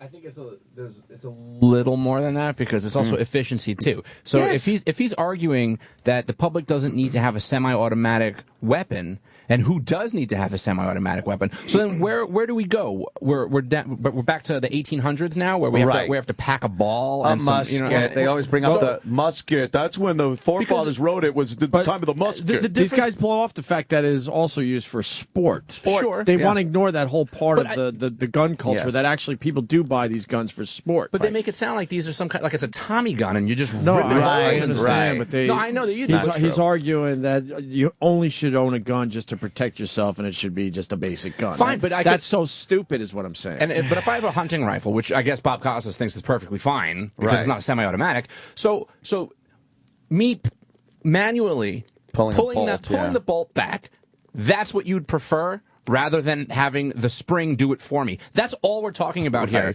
The argument that has been going on for decades and decades and decades, well, not decades and decades and decades, but it's about a spring versus your hand. Yeah. But the forefathers' argument is valid in some cases because it's like in the Second Amendment. If they pass something in the Constitution and they didn't have any way of seeing what it would become, where it was going to go. That's why they say the Constitution can be amended and fixed, and it should be interpreted according to the time. Because I guarantee you, when the musket argument's been overplayed.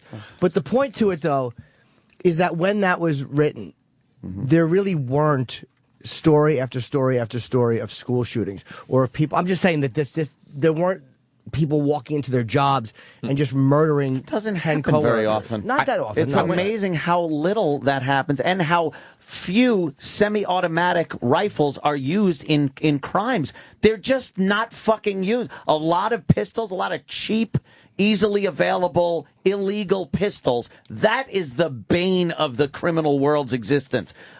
Semi-automatic rifles, they're in the sensational cases that you hear, but millions upon millions of semi-automatic rifles are in people's possession and are never used in any way, shape, or form in an illegal or dangerous manner. You hear the sensationalized cases, and that's where people go, we don't need semi-automatic. They're not used they're used in such a small percentage of crimes, it's inconsequential. Yeah. I don't buy the forefathers with the musket thing. They absolutely knew, based on the past up until their point, that weaponry was going to continue to advance. If anything is a given, it's that we are going to figure out more efficient ways of killing each other. They knew from the time they were children to the time they wrote our Constitution that weaponry would keep advancing.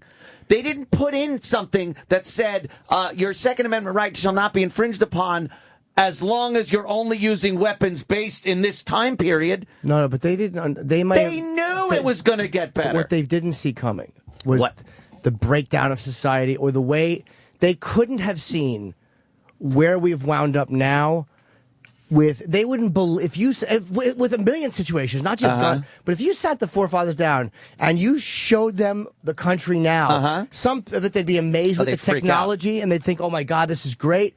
But imagine if you told them back then that gay people would be getting married, they would have said, "What? That's not what we meant." Exactly. But there was a million things that they didn't mean. When you look at their free speech, they meant for themselves.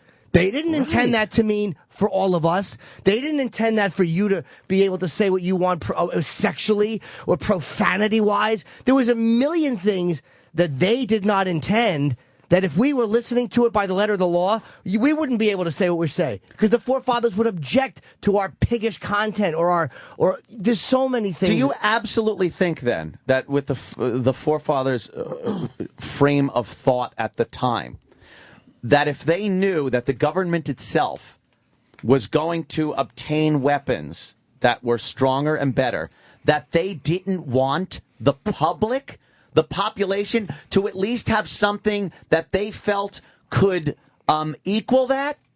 Their whole gist of the Constitution itself is that the people are supposed to have the power over the government. The government is the people. So why, knowing that weaponry would get better, you think they'd agree like, well, let the government have these weapons, but people, we never saw that coming, so let them have inferior weaponry? Maybe not. I mean, or maybe they would. I say they would want the people to have better weapons than we're allowed to have. Maybe, but even if you're correct about that, and you very well might be, I think I am. Then what I say is tough shit to the forefathers. Here's why. All right, okay. Because the penalty that the rest of us pay, or that is seen as being paid by society, outweighs that. Like, because then you could make the argument that people should have tanks and people should have, and the problem is people aren't just using them to fight off the government. Then I would completely agree with that. Right. That's not the way things have unfolded in the last couple hundred years. Again, they're walking into, and I know it doesn't happen often, but it happens often enough for people to notice and be concerned. People are walking into their jobs, or people are killing spouse. They're just doing things that wasn't a concern back then. They didn't see people turning on each other the way that they have. But you can't, I don't think anybody would agree that you amend the Constitution based on how fucked up our society is getting. You don't take away people's rights because other people are abusing that right. You don't do it. Agreed. That's not the basis of how this country and the Constitution is supposed to work. You have to accept the fact that with certain freedoms come responsibility, and with that responsibility, you're going to get people that aren't responsible. I agree. That's the whole freedom. We have the freedom to be fucked up, to unfortunately use the freedoms that we have for evil and bad things, but that's part of the free society. I agree with you. I think you're right. Thank you, Jimmy. I just don't think that we can't limit things, because like when you, but it is limited. But when you look at something like the way when terrorists or when other people use the Constitution somehow, and I forget who it was after 9/11 that said the Constitution is not a suicide pact. Like when you see people taking the wording of the Constitution and using it in a way that it obviously wasn't intended. I think we have the right to make amendments to it. And they even said back then that it's going to be a fluid, I think I'm misusing the word, a fluid document or something, that it has to be interpreted. And as times change, they have to look at it and see what, like they knew it was going to change and be amended and be fixed and be, futzed with, or however you want to say it. But why are those fixes usually something that takes away part of the right? But I don't want to take away the right, and I don't think we should take away the right. But a lot of the fixes that people say and say, like, well, it is a living document and it has to be amended, and especially something like the Second Amendment, what they meant was, and what they should have said was, and it's always something that curtails the right. It's never something that expands the right. It's always some fucking constraint that they want to put on you. I think a lot of times because as the right is what people see as not abused, but used in a way. If the right is used in a way where people feel it's become a detriment. That's probably why the arguments curtail it. Because people think, well, they're using this, but look at the penalty we're paying for it, so we have to cut it down. I mean, that's the only thing I can think of. Or the Jews. Hey, Ant, I got a question for you. Yes, sir, Joe Currie. Thank you, sir. You're always telling me the hoops you have to jump through to get a permit and stuff like that. Now, internet gun sales and gun show gun sales, what rules do they have to follow to obtain a gun there? Again, state to state. I mean, states' rights come into play in this, but I know that in New York, you can't just buy a gun off the internet. Right. I can't go to a gun show and buy it. It has to go through a legitimate gun salesman. I would have to go online, pick out a gun I wanted. It would have to be shipped to like Coliseum Gun Traders, and for a small fee, they broker the deal between it. And in that brokerage of the deal, I have to be checked by the FBI every single time I buy a gun. Right. I have a background check. They check to make sure I'm still, a legal eagle, and I buy my gun. Other states are different. Do I think that there are certain restrictions and regulations that should be in place? Of course. I'm not one of these complete lunatics that think, let's just go into a store and buy a gun. I like the idea that people have background checks on them. I don't mind that at all. I don't like the fact that in certain states you can't get a gun, regardless of how legal you are, your record, mental health, everything. Doesn't matter how good you are. You're not allowed. To me, that is against the Constitution. Yeah, it's illegal. And it is shitty that places like Chicago, where you can't own one, even if you're law-abiding. And meanwhile, every criminal has. Every criminal has them. Just stupid. It's the highest murder rates are in the cities with the greatest restrictions on gun ownership. What does that say? And the least, in a lot of instances, the least gun crime are in places where there's the least restriction on gun ownership. It's astounding how that isn't looked at. And you might want to go about things differently in trying to cut down on gun crime. Well, because you got the fanatics going, well, we have to cut, guns. It's the states' rights, but if they should have a more uniform thing. I like the idea of a uniform thing, but a lot of states where there's very little restriction doesn't want that uniform thing because it puts more restriction. Other states where there's high restriction, they want it because, the people want it because it would be easier, but the states don't want it. Like, you get someone like Bloomberg who's paranoid of any gun coming into his city, regardless of who has it. Soda, Yeah, he doesn't like big sodas, never mind fucking guns. Jesus Christ. It's like I always say, if you're going to shoot anything, shoot me an email. Oh, my God. That's it. Fuck. End of discussion. Perfect, Johnny. Actually, no. Next. There's one more Shoot clip me from an Bob email. Costas. He discusses the gun culture in America. All right. We just did, or you guys just did. But certainly. This is Bob Costas and his take. There is a gun culture in this country. It expresses itself in different ways. I love chewing it. There are those who honestly believe that if you stopped someone from being able to purchase a semi-automatic weapon, an assault rifle, that's the first step down a slippery slope of denying an old lady a gun in her house for her own protection. It is. There are people who believe that. Yep. There are people who honestly believe that in Aurora, Colorado, if only a dozen or so people there to watch the Batman movie had been packing, they would have been able to take down this nut job who showed up in full body armor with all kinds of military-type guns. They would have been able to take him down. I think any police officer, if you told them that, would roll their eyes. Could you pause this a minute? Because I got to address this. First of all, I didn't think it was as good as the second The odds one. would be better. The odds would literally be better. Look, what's worse? Having a theater with legal gun owners in it when someone walks in with a rifle and starts fucking plucking people off at a one doorway, or no legal gun owners and a guy with a gun plucking people off. I mean, it's much better to at least have a chance that something might. And it's really hard to make the assault weapon argument with the Aurora, Colorado thing because his gun actually jammed. It had a 100-round barrel, and he wasn't even using his rifle. Yes. He wasn't even using it. If he had a bolt action, he probably would have gotten more rounds people. off. Yeah, it did pretty well in Dallas. Yeah, that bolt action did pretty well in Dallas. Exactly. It's taken out every president that's ever been assassinated. Has never happened with an automatic weapon. Never.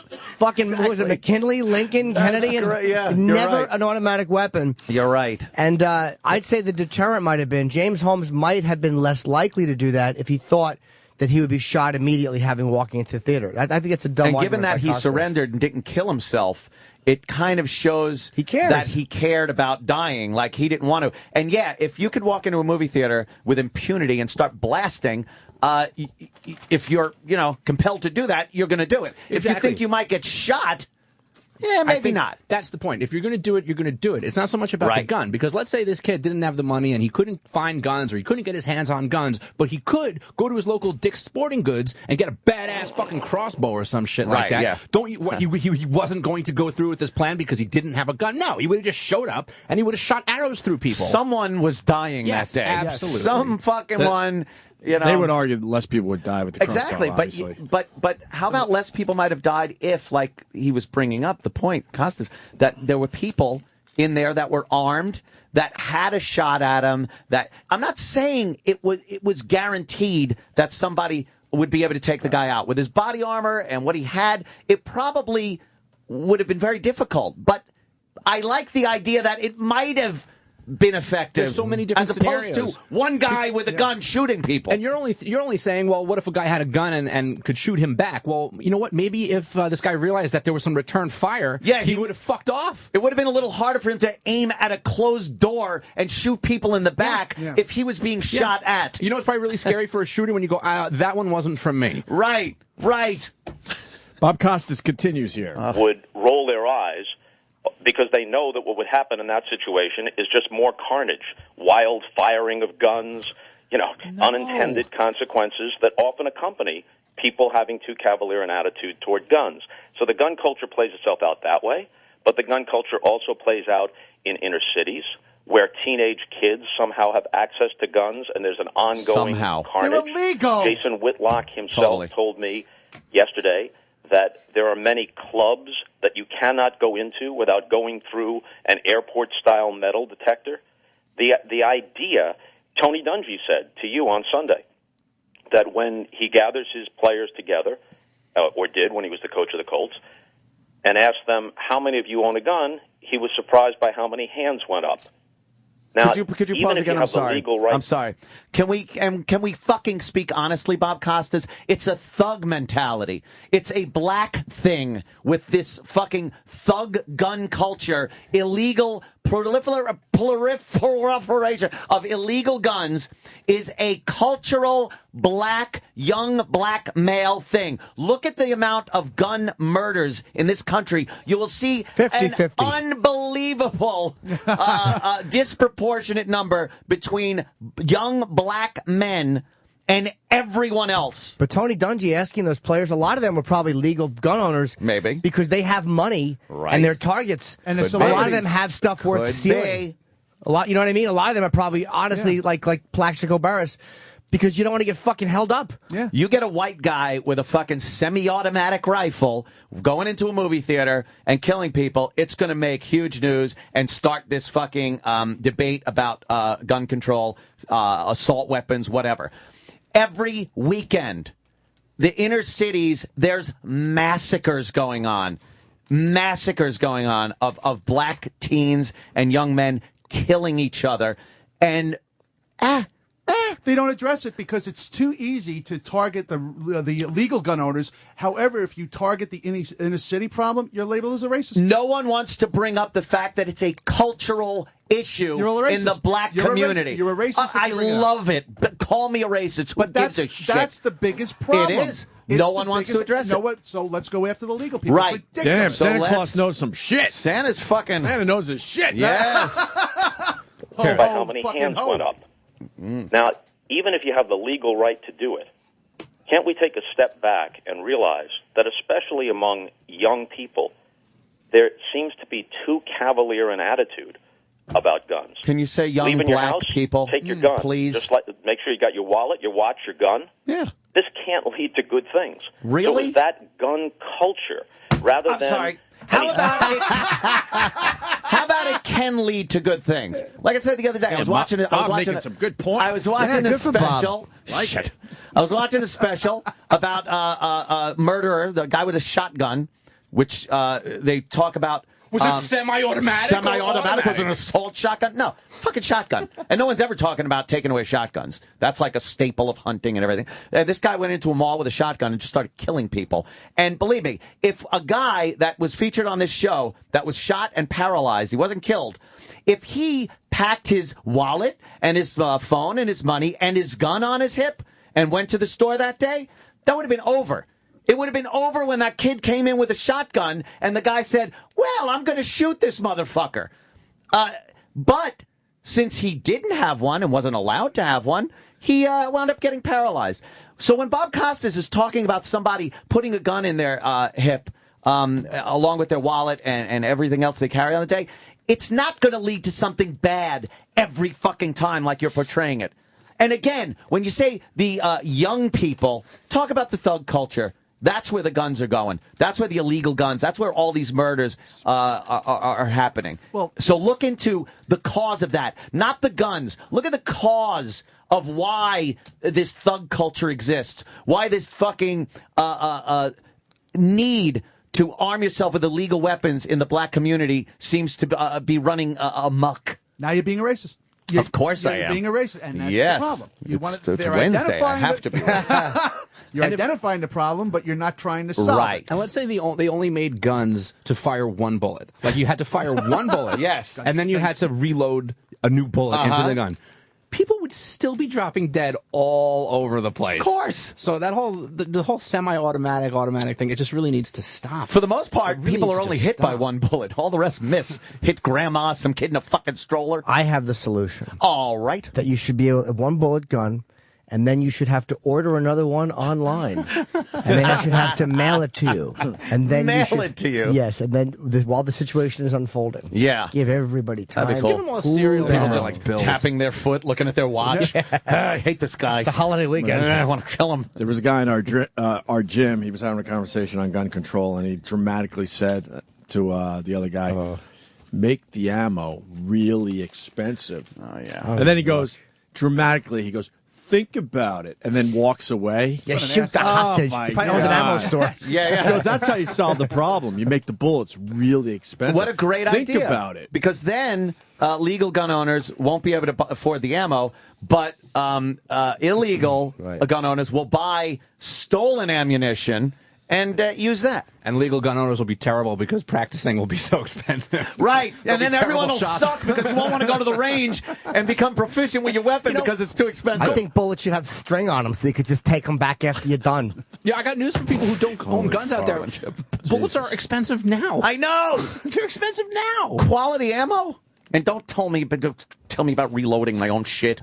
I'm fucking rich. Here's the end of Bob Costas' fucking. You don't save your brass on the gun culture in America, right? Culture, rather than any specific gun control laws, any specific view of the Second Amendment. That culture, that attitude toward guns, that often leads to tragedy.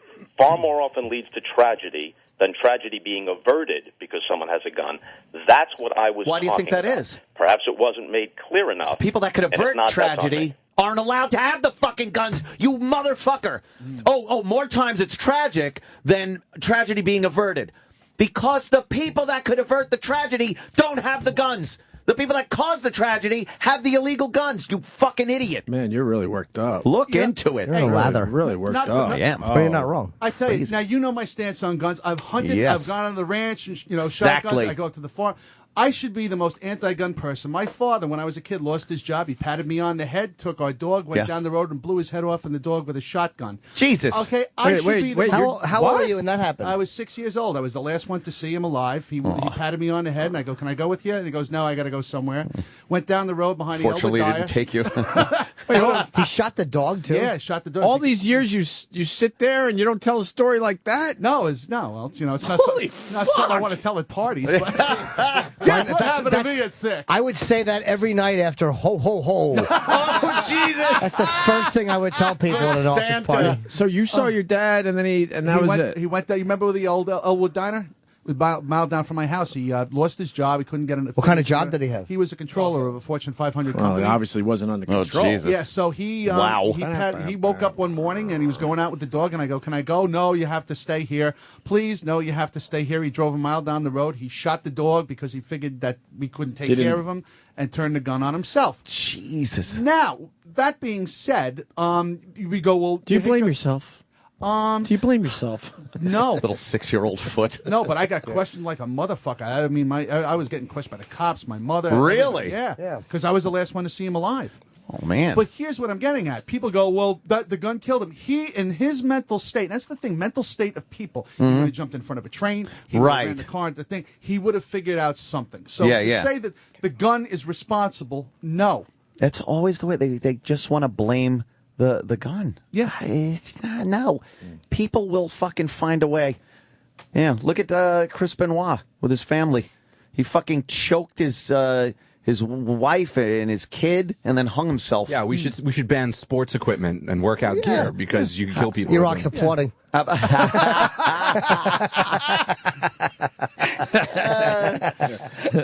mean, it's that. Sorry, Eric. You know, how about the mentality that goes into sports like football and wrestling and things like that, where it's a violent culture. It's a culture of heavy competition, win at all cost, be stronger, and like you hit the guy, hit the fucking guy, hit him hard, put him down. You don't think that mentality is more dangerous than the actual piece of hardware that's used at that final moment? You know, they never want to address the actual problems. Bob Costas is trying. He's trying to address the problem, but he don't even want to fucking say it. Yeah. He don't even want to fucking bring up the point that there's a thug culture. Well, you it's can't. not a gun culture. He can't bring it's that a up. thug culture. You know what? And until he can bring it up, and people like him can bring it up, the problem's never going to go away. You know who can bring it up? Black leaders can bring it up. They And then don't they're wanna called step up. Uncle They don't wanna step Toms. up. Right, because they're called Uncle Toms. Why isn't Al Sharpton bringing this up? No, because it's Why is easier. Jesse Jackson It's easier to bring up the rare occasion where a white person kills a black person and, fucking march over that than the multitude of black-on-black crime. Piers Morgan, though, made a great point on this whole thing. That idiot. Piers Morgan, what? He's terrific. Oh, boy. He tweeted, the Second Amendment was devised with muskets in mind, not high-powered handguns and assault rifles. That's right, Piers. And then Good he point. wrote, fact. And then this person, Carol Roth, writes, Pierce, it was devised for people to be able to protect themselves with the same type of weaponry used by those from whom they might need protection. Yeah. And then Pierce wrote, Carol, where exactly does it say that in the Constitution? I must have missed it. Really? You bring Franklin. And then she had a great comeback to that one. She said, die of AIDS, you limey commie. She, after that, said the same place in the Constitution that mentioned muskets. She fucking slammed Right next them. to the word Did he muskets? retweet Yeah, right that? next to the word muskets. Did you retweet that? No, he did not. No, I'm he did surprised. not. No, he did not. He did not. Shimmy ho, shimmy ho, shimmy ho. You mean the muskets that we kicked your limey asses with back in the 1700s? You bunch of... I think that's a country's a half fair. It's a fair country there. It's a fair country there, It's England. there. Remember when Archie Bunker said that one? You pass England is a fair country. How about with the hijackings? You pass all your guns out to the passengers there. Sure there. And they take them back. No, he's going to pull no rod. Where Which did is we actually go? valid. Hey, what's that? What are you, dingbat or something? Good one, Chip. Yeah, there, Chip, Oh, there. boy. Hey, what are you, where's my little goyle? Dingbat or something? Stifle it or Well, something. let me tell you something. Very good. If Jefferson, or Franklin were around now and you brought them out to the range, they'd be like, fuck yeah, This is shit great. stays. We could kick some ass with this. Yeah. Fuck them engines. Yeah. Yes, Iraq? I pulled up the clips. I didn't know if you wanted Archie talking about England. Maybe going to break or something. Well, we got to talk to Cupcake guy before we leave today. Right. What about, was there any more of Costas? Oh, or no, was that's that it. That's the end of the blub. That fucking guy, like I said, he's trying to address it. Yeah. But, again, it can't be addressed like it needs to And be. this guy did ask Bob what's his opinion on gun control, and he's answering it. All you know? right, yeah. I got He's no allowed problem to. with someone having an opinion, but, you know. What are we doing with Cupcake Guy? He's been sitting there for like 3 I don't know. hours. I don't know who he is. What I do just you- know that I won't have any cupcakes, although they're probably very, very, very good. You want to bring him in real fast?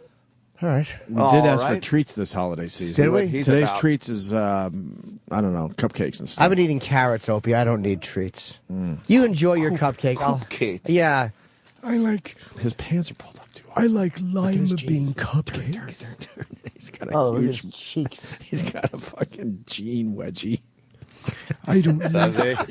I like crackers. Crackers? You like? Yes, I do. But with your dry teeth, I would assume that Yes, you're right. it's very difficult.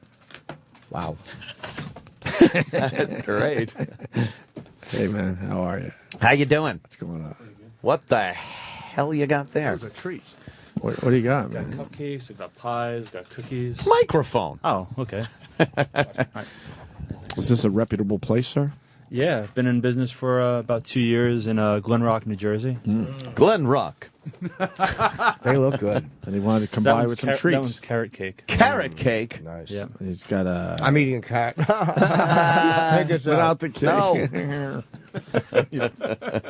Yeah, carrot, pumpkin, red velvet, chocolate chip cookie. Wow, very nice. And what do you got in those boxes? This one's apple pie. Oh! Wow, does that smell good? Who don't like a good Really? apple pie, motherfucker? And the bottom's pecan.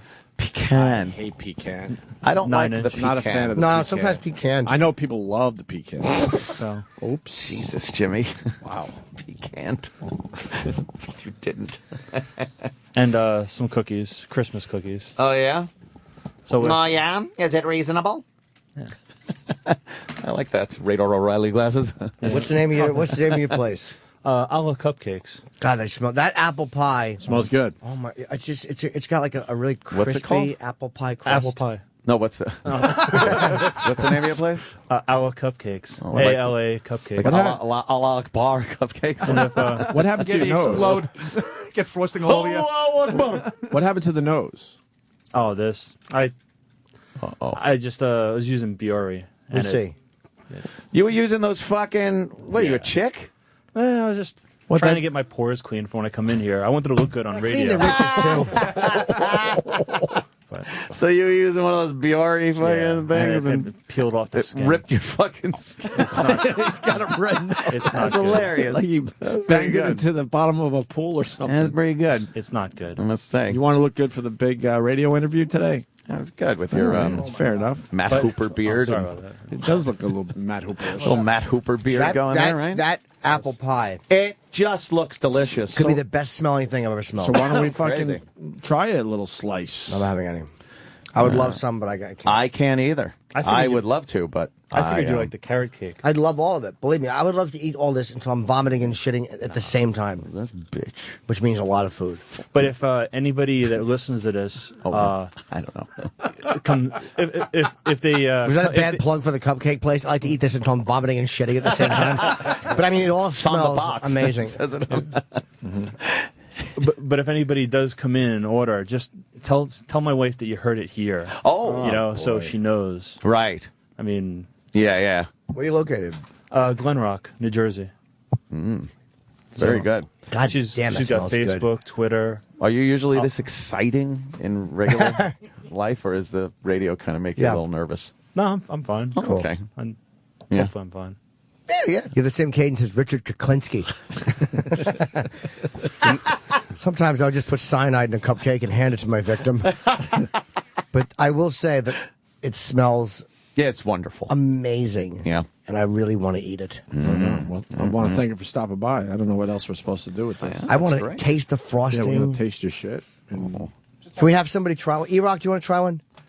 E-Rock. He doesn't really like treats, though. Yeah, but E-Rock he likes treats. I'll try the apple thing. E-Rock's not a candy guy, but E-Rock likes his treats every so often. What kind of apple pie you make? Apple crumb. Apple crumb is where it's at. Good crumb. I love a good crumb. Yeah, of course you do. You are one. I'm a crumb. This is good. There's a chocolate cookie cupcake. What's that? Yeah. Yo, what's that? They do that on purpose, but it is good. Chocolate chip cookie. Looks great. Chocolate chip cookie. Yeah. Chocolate chip cookie. Oh. And E-Rock? This is pumpkin. E-Rock red Eric just cut a slice and then lifted the rest of the pie up Right, like a yeah, cartoon. he leaves the little slice. You taking the whole pie there, E-Rock? What are you doing? Maybe. No one else Oh, has shit. What the fuck? I like apple pie. What are you doing? That was big for Opie. Yeah, look at I was going to bring a knife in to cut it, but I figured that would be a little... Why bring that? Oh, man, E-Rock. E-Rock! E-Rock now gets to shit on somebody. Look at the apple crumb. Oh, that does look tasty. Bury your face in it. Just picking it off with his fingers. Oh, he is, yeah. Oh, my God. He just... I wish I had a picture of that. E-Rock. Oh, man. He picked it up and just bit into it. Hold on. I need a picture of that. He ate that apple pie like it was a slice of pizza. I need a picture of that. That's great. Get out of the way, you fuck. Let me see. There it is. You fuck. Jesus. It's good, huh? Oh, very good. Now that your teeth are in it. Oh, God. Save the other side for Opie. Yeah, there you go. Very good. Is it good? Yes. Very good. Now, I had dental work done, so I can't eat Oh, any of this. man. But I'm just going to suck the frosting off at the top of one of these cupcakes, I think. No suction. I hope you Oh, like fuck. You don't want to get a dry socket. I was going to have to lick Pack the chocolate into the places that the teeth were. E-Rock's making it hurt. He just left with the apple pie. Then. apple pie. What have I done to him? He's not even like... What the fuck? I should have smacked it out of his hand. As It's the only thing I Oh, want. man. Right into his face. Right into his fucking face. Sprinkles aren't a good idea. Huh? These sprinkles aren't a good idea. They're going to get caught in my gum holes. Yeah, yeah. Save for later. Well, sir, what's your name? I'm sorry. Oh, John. John. Lambert. All right, John. Get the hell out. John, thank you so much, John, for these wonderful treats. Absolutely. Once again, what's the place? A la Cupcakes. A la Cupcakes. Hello, cupcake. Hello, cupcake. That's today's Thank you, sir. Plugola. That's watch those Biore. We're on a Plugola run. Crazy. Before he puts headphones on, he's got the worst pants. Well, I said it. They're up a little high. Yeah. Yeah, they were all bunched up when he was sitting out there. Yeah, he had a little jean wedgie. He's got like mom jeans on. I think. Right? A little high. That's great. You guys are surprised he brought in 3 pink boxes full I of know, treats. that's true. Yeah. Aw. This frosting Well, he's a is nice really enough good. guy. Seemed like a nice enough fella. Hold on, we got some. Intel? Yeah, bring him back in here, Kenny. Oh my God! Wait a minute. Bring him back in. Hey there, cupcake guy. Cupcake guy. There's Take a guy seat. on the We got phone that something. knows you. Might know you. Oh, jeez. I want to see if this guy really knows you. All right. Let's see. Put your headphones on. Let's say hi to Dave. Dave, what's up? Oh, great. Get that boring asshole out of the studio. Whoa. What happened, Dave? Tell him he works at the post office. He makes them out of the back of his post. No, Dave. My wife's bakery. Come on. Yeah. What are you talking You're about? a post office guy? Don't Yeah. don't And I was besmirch fucking this with you a guy's little bit? business. You don't fuck Please with post buy, office please guys. buy his cupcakes so you can fund his wife's divorce. Hey. Holy shit! What's wrong with this guy? Dave, why don't There's you a like him? scandal with the cupcake guy? I'm only playing, guys. I love John. He's a great guy. You know John. Scandalous. How do you know him? Yeah. He called out of work all week to come visit you guys. Oh, he's one of your post office guys. Yes, sir. Pretty He's good. got your wow sticker on the back of his truck. I know this is kind of On the back of my post office truck, I do. I know it's kind of hack, but why do you guys kill people? Well, look at John. Because the mail never stops. Is the job that You tough? don't think he would shoot up somebody? He looks a little. Where you got to be a little careful Look around at him. his pants. They're halfway up. Well, we did mention that you do have a jean Wow, wedgie. that's pretty good, dude. Because we were talking about your pants and how you do You wear like 'em them a little high. high. You like them high. You can hear his pulse High and tight. screaming. What? I'm just covering the gut. Postal pants scream. Sorry. Well, why do you guys shoot up the joint all the time? Although we haven't had one in a while, which is good. What's the problem with the postman? I don't know. Why do people go into movie theaters and shoot up places? That's I true. don't know. Yeah, but you should know because you're in that business. What Wouldn't do radio guys kill themselves, Ope? Wouldn't you It's a have? high-pressure But wouldn't you job. have an idea? Huh? I explained why radio guys kill themselves. I know the answer. This shit gets to them after a while when they're moving around constantly trying to find a gig. No stability. Well, the post office isn't as fun as everybody thinks, but as everybody thinks. That's great. All right, man. all right, guys, you guys are the best. Please. All right. Have fun at work, Dave. Out of the studio. You called in. You called out just to come in here. Yeah. I want to cancel my mail. No more mail. What do you do for the We're post blind office? to the tyranny. Just deliver. Bucket over. No? I think delivering would be good. Thank you. That'd be a good gig. If I didn't get that exercise, that'd be huge. Yeah? Yeah. What do you walk around? Yeah, 11 miles a day. Do you have that cool little rolly thing with the big bag on No, I got a thing of mace on my hip though. it? You do? Yeah, for dogs. But you don't. How do you carry all that mail?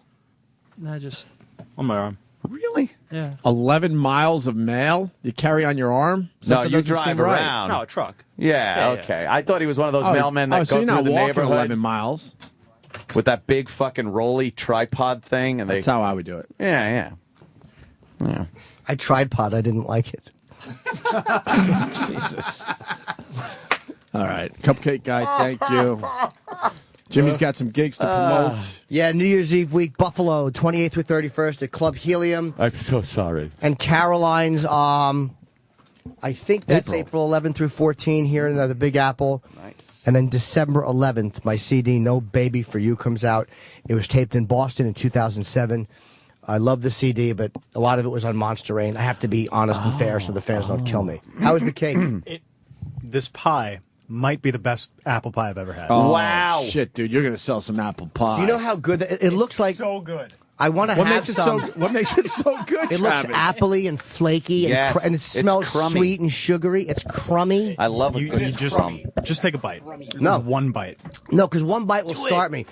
It's like I would love to have one bite, but if I could have one bite, Travis, would I be this person? Oh, that's Sure, you wouldn't be the Jim Norton you are. Exactly.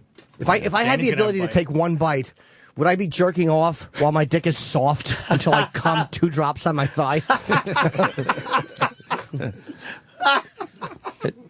It's just that damn good. You should. You want a bite? Yeah, I did. Okay, come on. Wow, Travis is really Feed it to Travis is like, Feed it to him now. that's so funny. He's like, you want to bite? Come here. I've heard him talk to Riley the same way. Like, come here. Parental instincts. Treating you like a Come child. on, feed him. Oh, fuck, this smells good, man. That looks really like cinnamon in Is that something that Sam would eat? Talk among yourselves. He won't have an apple pie? No. What the fuck? Nope. I asked him. He said he doesn't eat pie. Yeah, but it's just apples and sugar. It's I know, delicious. and cinnamon, and the crumb is so crummy. Crisp crumb coating. Get away from me. No. No. Stop touching It's me. fucking good, right? Edgar. No, Edgar. That's really good. Edgar's. You know food is good when all you have to do is just shake your head up and down and go, yeah. That's really good. Yeah. Can I do a plug while you're all eating? Sure, buddy. Yeah, Uncle Vinny's tonight and tomorrow night down in Point Pleasant, 1877 Uncle Vin. Also, my podcast, Davin's Den. You can find it on davincomedy.com. Check us out. And sometimes we're even at the compound. When Yes, when when I'm actually home.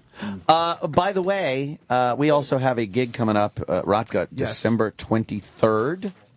And, look, you put it on there. Did it. Yes, December 23rd at 89 North Music Venue. That's the name of the place. It's in Patchogue. Just go to 89northmusicvenue.com. All right. Something like that. What lazy people. Couldn't they come up with a better name for the I know. That name is terrible. Really rolls off gig the house. tongue. Like anything. Yeah. Something. Terrible. Oh, and Guy Fieri's restaurant is good. Yeah. Real Wow. quick. Did you go there? Went there yesterday for lunch. It's good. Did you have those, what do they call the taco, sashimi tacos or whatever? How do you know about those? I went there. They're ridiculously They were good. Yeah. The food is good. I mean, it's like one of those theme restaurants. Yeah, we as went far there- as theme restaurant food goes, because that's the genre he's in. Shit on the walls? It's Yeah, great. but Does nice, he got but nice. Does he got shit on the walls? It's not like knickknacks. Are they wearing it's flair? nice. Do the staff wear flair? No, it's a cool place. I could see myself, hanging out and having a couple beers there. Yeah, we went type there of place. because we knew it wasn't as bad as they said, and like The food was excellent. Yeah, and it's like I want to see how bad the Guy Fieri Right. food is, No, and it was it's- fucking fine. It's I had 2 apps. How do you like that? Nice picture, Jim. When'd you go to the fucking zoo? You had the tuna thing. What else you had? Yeah, I don't even remember because I was drinking. But I probably had some kind of sliders or something. No, you had you had those pretzel chicken. Oh yeah, those chicken fingers. Yeah, the New York Times for whatever reason had it out for Guy Fieri. How's the chicken supposed to text? Well, the chickens don't actually have fingers. It's just plus they don't have fucking phones either. I'd go there. I'd go there before I go to Bubba Shrimp. I've never eaten Bubba Gump Shrimp. Bubba Gump Shrimp, whatever the fuck it is. I've never even stepped inside of an Olive Garden. I have no idea if it's good or not. My agent just texted me. That place is amazing. It's a mile from my house. What? The Cupcake place. Oh, wow. Oh, really? Yeah. Yeah, I have to be honest. It smells. I would give anything to be as thin as Travis right now. That apple pie is ridiculous. Travis isn't as thin as you think. Yeah, but Travis is sitting there. Not Travis as has thin a as he body. used to He used be. to start to look like E.T. But but he's actually sitting there just eating the fucking pie. He's doing exactly what all of us want Travis to do. has the body E-Rock had when he first got here. Oh, man. Travis, if you know King of the Hill, Travis is Dale Gribble. Yeah. He's Dale Gribble. Yeah. How much you weigh now, Yeah. Travis? That's very funny. 155 or something. Oh, man. Yeah, but I used to weigh 127 when I started on here. his frame, though? You've gained 28. How much did you weigh when you first got here, E-Rock? Be honest. I was 185, 190, somewhere in there. Not when you first got here. No way. What are you now? What are you, about 315? What are you? 230. 230, so you've gained 230. 30 to 40 pounds here? Yeah. There you go. Jesus. Dale Gribble. Oh, man. That's very accurate. See? That's pretty It's funny. like you're not fat, but you're definitely not skinny anymore. No, Travis. I don't wear small shirts anymore. I Oh, wear medium what shirts. happened? I remember the picture of you with the cat and the dyed hair. You had the bleached hair and My his little Bauer Power cat. shirt? That doesn't fit anymore. Bauer Power. You used to keep it up.